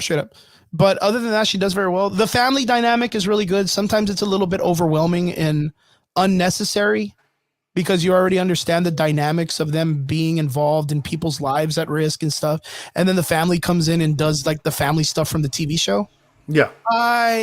The old traditional grandma, Mexican grandma kind of vibes and shit. It's there. Like all that stuff is there. The only other thing that I would say kind of sucks is it does kind of give you this vibe where like Miss Marvel as a character really likes Captain Marvel. She loves her, dude. Like she's like embedded with her like in life. And everything kind of derives around her conversations and looking up to Miss Marvel. And there's certain parts where Monica Rambeau and Captain Marvel are having like a straight up dedicated conversation to their relationship and their years of understanding. And they're having breakthroughs in their conversations and their relationships. And then all of a sudden the camera will pan to Kamala Khan and she's like, yeah, I'm here too. Like, and you're like, oh yeah. All right. Like this kid that I have no relation to. I have to kind of give her the same love in the same aspect and format. And sometimes it kind of like, it misses. Yeah. It misses, but if I was like 15 or 16, I would have been like, haha, cute or whatever. Like I would have been cool about it. Like you could tell that there's certain parts that this movie works with like a younger generation, and there's certain parts that it's just a straight up superhero story, and it works with any generation. I feel myself that Marvel is in a position that it doesn't have that luxury to really pick and choose an audience. That it really just needs to make good movies in general. It can't be like, oh well, it's only for people that are 3 feet tall or whatever. Like it needs to be like, hey, dude, this is just a good fashion movie. Come watch it. We want everybody to enjoy it. Yeah. That's kind of what I feel it needs, rather than picking and choosing where the audience needs to be. Mm-hmm. I mean, other than that, I mean, it's just a generic story. There are some parts that I feel like they stole from like the Spaceballs movie. Like, I don't know if that makes sense. I've actually heard Have that you heard exact. this? Yeah, they're like, if you've seen Spaceballs, you've seen this movie. Yeah, and I'm just like, oh. No. After watching it, I feel like it's very hard to convey strengths in this world, like power scaling, right? Yeah, it's still very Dragon Ball Z-esque. Dude, you know? It's weird, bro. Like, because there's times like, okay, this chick, Darben, who is the villain in the story, she's just a Kree soldier. She's nothing special. She's just a chick, just like a part of it. And we all know that Carol Danvers at the ending of Endgame, like fucking gave the smoke to Thanos. Yeah. Like enough that he was like, fuck, I got headbutted by this chick and I'm seeing fucking stars. I need to steal the power gem and punch this bitch out. Right? Like we all remember that. And all of a sudden this Darben chick, after getting one bangle, which is equivalent to what Kamala Khan has, like is tanking Carol Danvers in certain part. Literally beating the shit out of her, fucking swinging around in the sky when Thanos couldn't do that. And I'm supposed to believe that this was just a normal Kree chick. You know what I mean? Yeah. And I was kind of, there were parts, because other parts, you know, Carol Danvers and Marie Rambeau are just beating the fuck out of her. And then there's other parts where she just like tanks them. And they give it up to the idea that I guess the MacGuffin is when Carol Danvers uses her powers, she sucks in the power for the bangles and then distributes that power and hits her back with it. And I'm not sure if at that moment, maybe the siphoning of her power weakens her, that she gets hit with it and then it hurts her. Maybe we can chalk it up to that, right?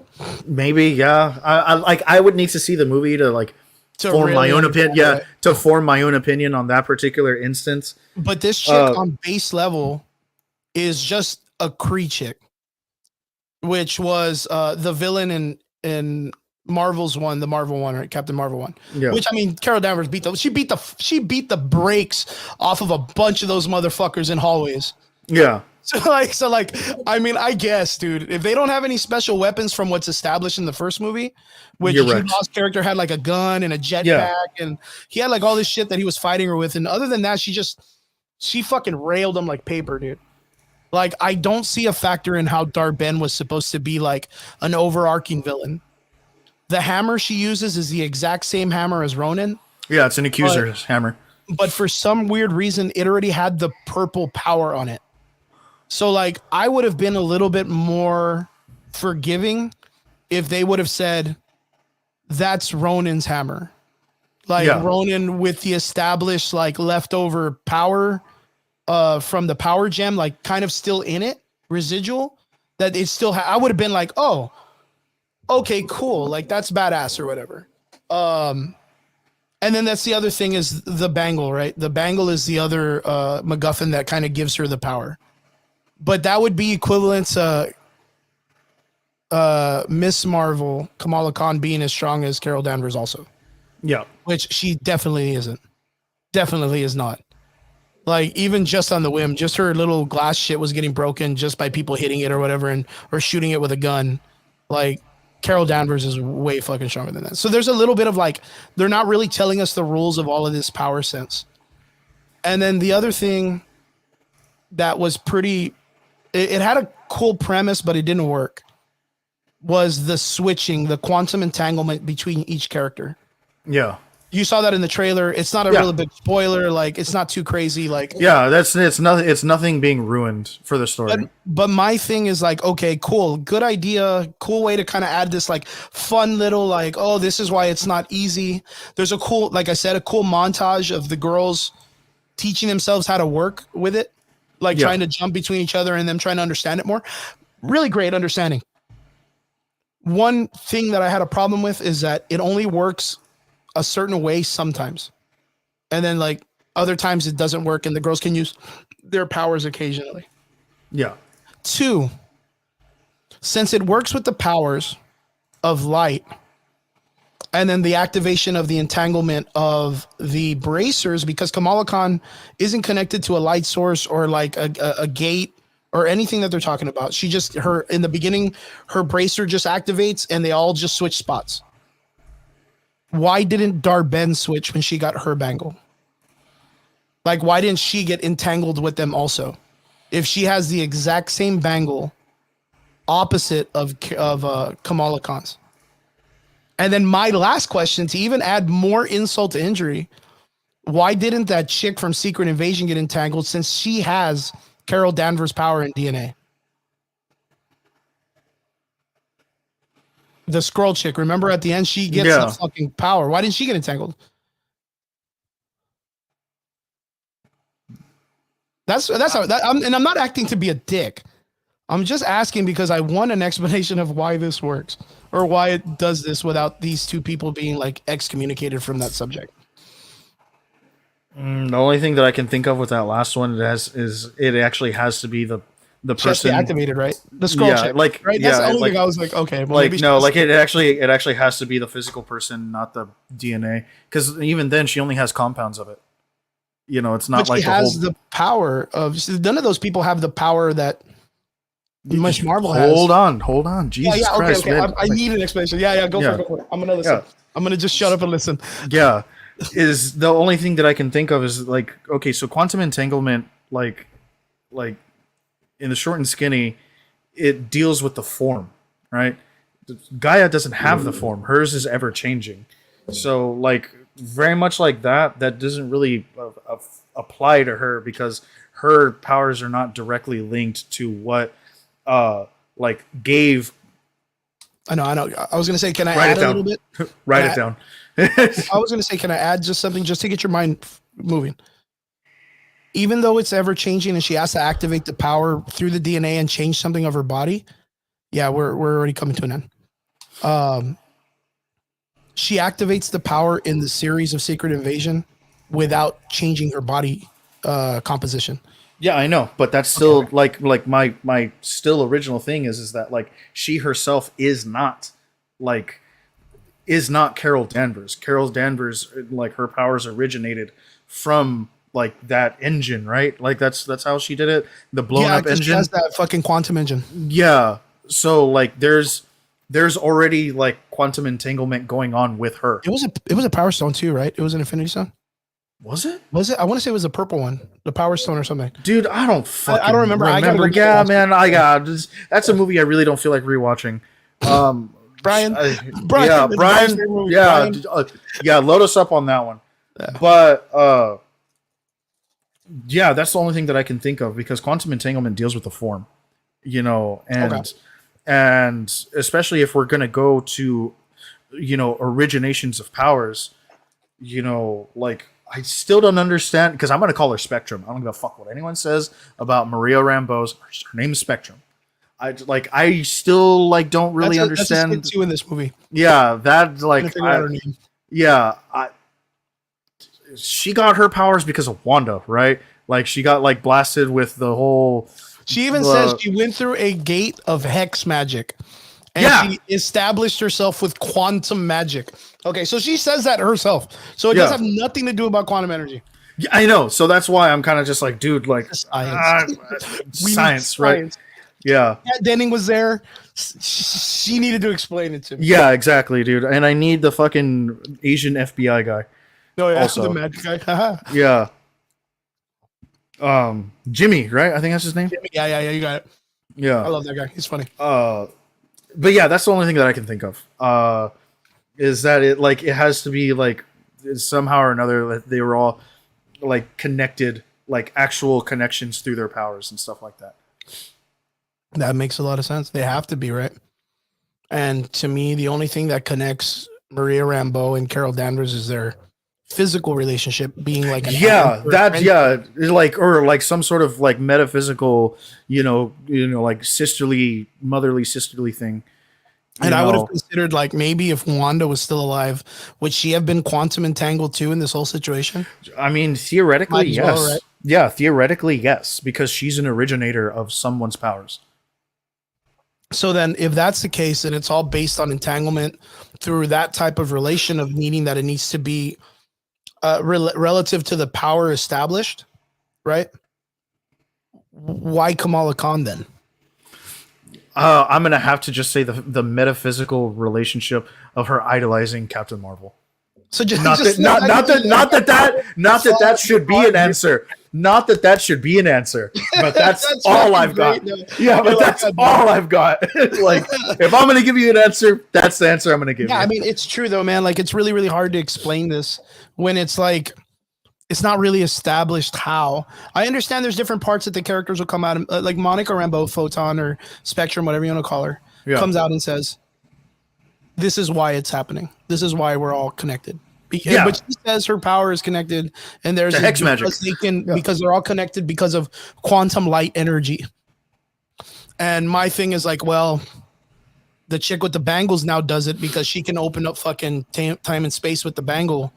Kamala Khan's power, even though she's able to manipulate light into a physical construct, has nothing to do with Carol Danvers' cosmic powers, quantum powers based on the Infinity Stone, like at a cosmic level. Because then if that's the case, and she's able to do that with light, why aren't like Tony Stark's arc reactor and all of that fucking getting quantum entangled with shit? Because it's all dealing with light energy in some way, right? Like it's a little bit, it's just really loose. Well, arc reactor actually deals with electricity, but I understand the spectrum of it. Yeah, right? like the mindset behind that. Yeah. Because if that was the case, then why didn't fucking Pietro, like get quantum entangled? Yeah. Oh yeah. Or anyone that was ever established with the Infinity Stone, right? Yeah. Why isn't his body just floating in space or whatever? That'd be fucking funny. Yeah. There's just a lot of parts that were like, you could tell they wrote them in and they didn't think of like all the ideas behind it, right? And like on that same like breath, I really have to say, but why should it be necessary for all of that? Because then you just become overly convoluted. Because like sometimes there's too much information. Yeah. To follow. You know what I mean?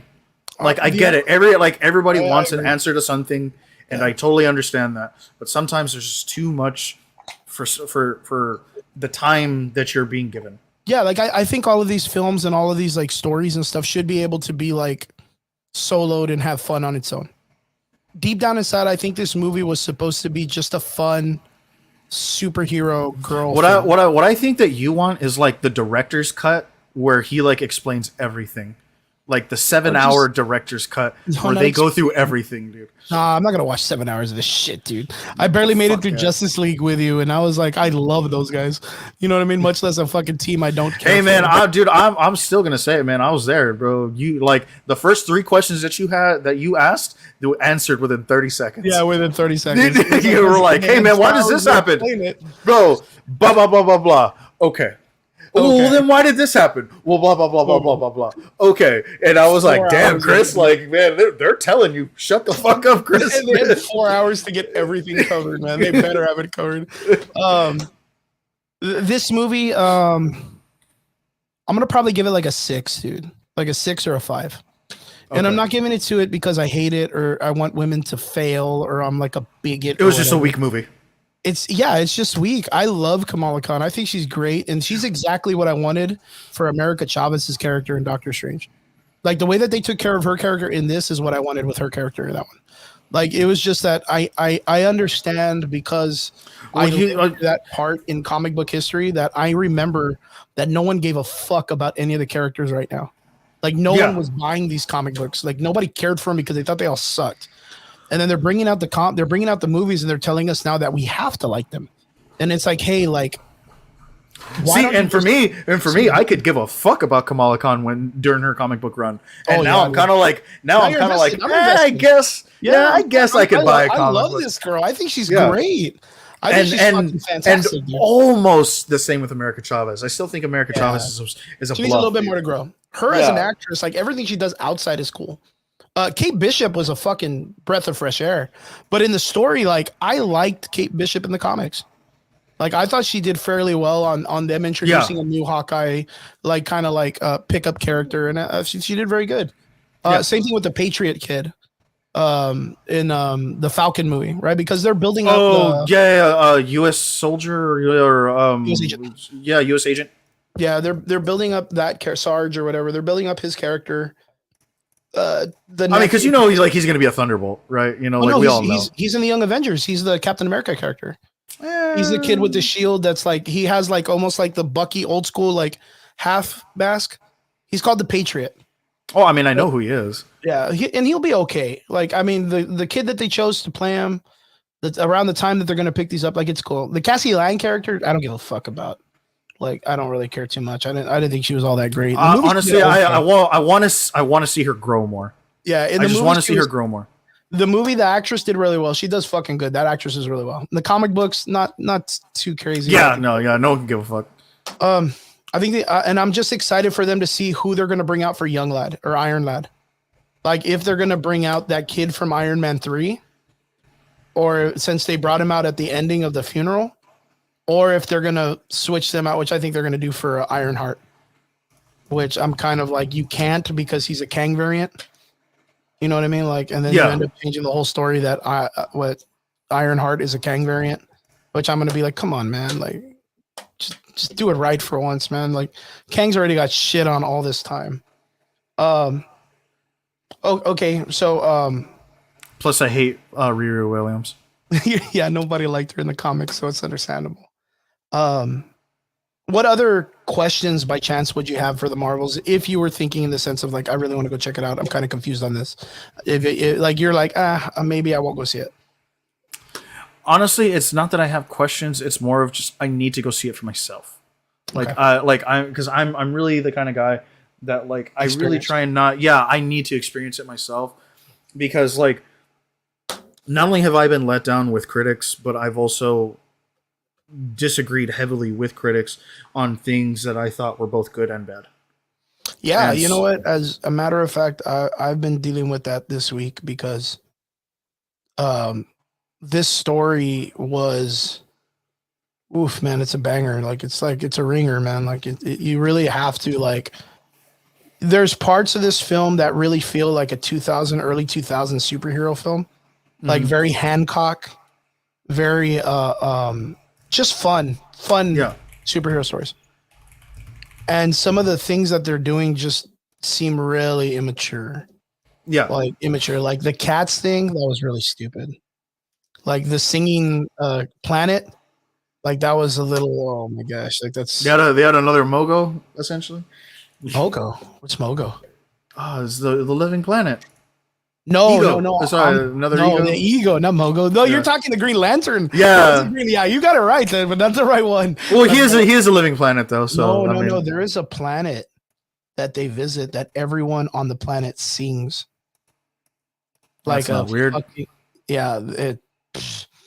I'm like, it's imagine you just going on a planet and everything's a musical. I would kill myself, dude. Oh man, dude. And it works for like a minute, and then you're like, "No, I'm done. Please stop." Yeah, I would kill myself. Yeah, it's a little jarring at first. There's some of it that starts fun, and the cool thing is like, Miss Marvel's character's like she's the one that's like fucking like just having fun with it. Monica Rambeau looks super uncomfortable like at all times. I'm kind of taken by her character though. Like I love her and I think she's amazing, but I think her character falls short in this film. Very much like the way Nick Fury's character. Like I understand. Okay. Last question I would really have to ask: is there any Sam Jackson? Um, he plays like the man on the couch. He's Okay. Charlie's Angel. He's Charlie to Charlie's Angels. Okay. Cool. Yeah, it's not too bad. A lot of people are really shitting on it. It's not as bad as Secret Invasion. Okay. Yeah, it's not as bad as Secret Invasion. It's literally just okay. I will tell you, with the way he's been playing his roles recently, I wouldn't want a Mace Windu movie. Got it. Yeah, Got it. just let me say that out loud really quick. It's nothing against Sam Jackson, but the way he's been choosing his roles recently and being happy to do them, I'm really not excited for him to do Mace Windu. Like I would have wanted him to be. You know what? You just put the character down. Let it go. Why don't you let Jonathan Majors take over that one? Just let it chill, man. Like, you know what, dude? That could be the role that restarts his fucking. I really hope, man. And you know what? There's always big talks of him coming back and doing his thing. But yeah, for what he's been doing recently, I wouldn't want a Mace Windu movie. I want him to kind of like kick back and bring us something strong if he does it. Yeah. But yeah, okay. So like John is a really big contributor to the Marvel universe. He loves this stuff. Even if it's like a bad movie or good, he's gonna love it either way because he's a comic book lover. Like I take his word for it. And even him says, yeah, like Nick Fury in this one is like he really takes a back seat to what he normally is. Which, you know, for us being comic book lovers, Nick Fury has always been this like pinnacle of the espionage, you know, Solid Snake kind of character, big boss. Mm-hmm. And he just doesn't feel that way anymore. But like I said, to me, I think it's a watchable movie. If you're a fan of this, you can go watch it and be fun. I'm not gonna lie, I just got done fucking praising Five Nights at Freddy's, and I know people did not like that movie.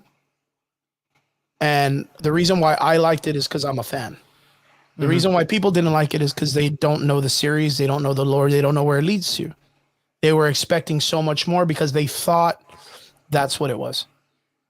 And for me in my situation in this, I think that's what it is. If you're a fan of Captain Marvel, if you're a fan of Monica Rambeau or Miss Marvel, this is probably going to work for you. I think you're going to get your licks out of it. I really do. I think you're just going to have your opportunity to see them on screen and have a good time. And it's everything you've wanted to happen, which was them meet up and come together as characters in a group. Yeah. I could see that. And for that, I'm happy you guys got that. For the everyday goer, I kind of feel like it was a little bit taken, and I don't feel like it hits as hard as the Marvel MCU needed it to hit. Yeah. Is it a failure? I don't think it's like a failure like a lot of people are trashing it, because it's still going to make money. People are still going to love it. Brie Larson in her princess dress, she is breathtaking. She's a gorgeous lady. I love her. And I can't wait to see her in Scott Pilgrim. And yeah, man. If you guys do get the opportunity to go check it out, check it out. Enjoy it. Let us know in the comment section. Ooh, I got the hiccups. What you guys think? Oh, I got to tell you, the reason why I got the hiccups, not sponsored though. These candies. Have you ever seen these candies? No. They're Willy Wonka's magical hat gummies. Trigger. Look, I know I always say fuck them kids, but you know, like Willy Wonka kills these kids, dude. He is Freddy. Like he is Freddy. Yeah, he is. It's a manical story, bro. Manic story. Dude. You should go check it out. Really psychological thriller right here. Yeah. Willy Wonka's candies. These things are fairly good. They are gummies with like a little gel inside. When I bought these Trigs, they were 50 fucking cents. Do you know how many of these motherfuckers I bought? You're going to be really disappointed in me, dude. I spent $19 on these candies to buy them. That's fucking stupid, bro. You are fucking high. You are on, dude. You are taking too much of them CBD things, and you are on drugs. Dude. You would have if I would have walked out of Walmart, and I would have been like, Triggs, I just bought a bunch of candies. You're like, what the fuck is that? I've been like, I spent $19 on these. You would have been extremely irate. You would have been so disappointed with me as a human being. Dude, I would have been like, bro, do you know how many DiGiorno's you can get for $19? What the fuck's the matter with you, 32 dude? bags of candies, dude. 30 to $19 worth of fucking candies. Bro, man, do you know how many fucking Living, pizza dude. rolls you can get fucking get Living, for bro. $19? College life, Bro, living all you over are again. fucking high, bro. Yeah, that's awesome. Man, Triggs, chill what do out you with got your planned? CBD shit. We got fucking Monday coming up. How does your week look, man? Dude, Monday through Wednesday is going to be catch up on rest for Trigger. Good shit, good shit. So you usually work towards the weekend, huh? Like the Yeah, second. Thursday through Saturday.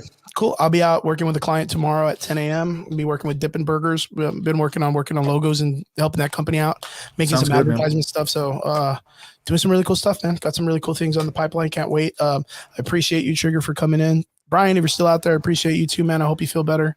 Everybody out there in the comment section, we love you guys, and we appreciate you guys coming in with us on Sunday night.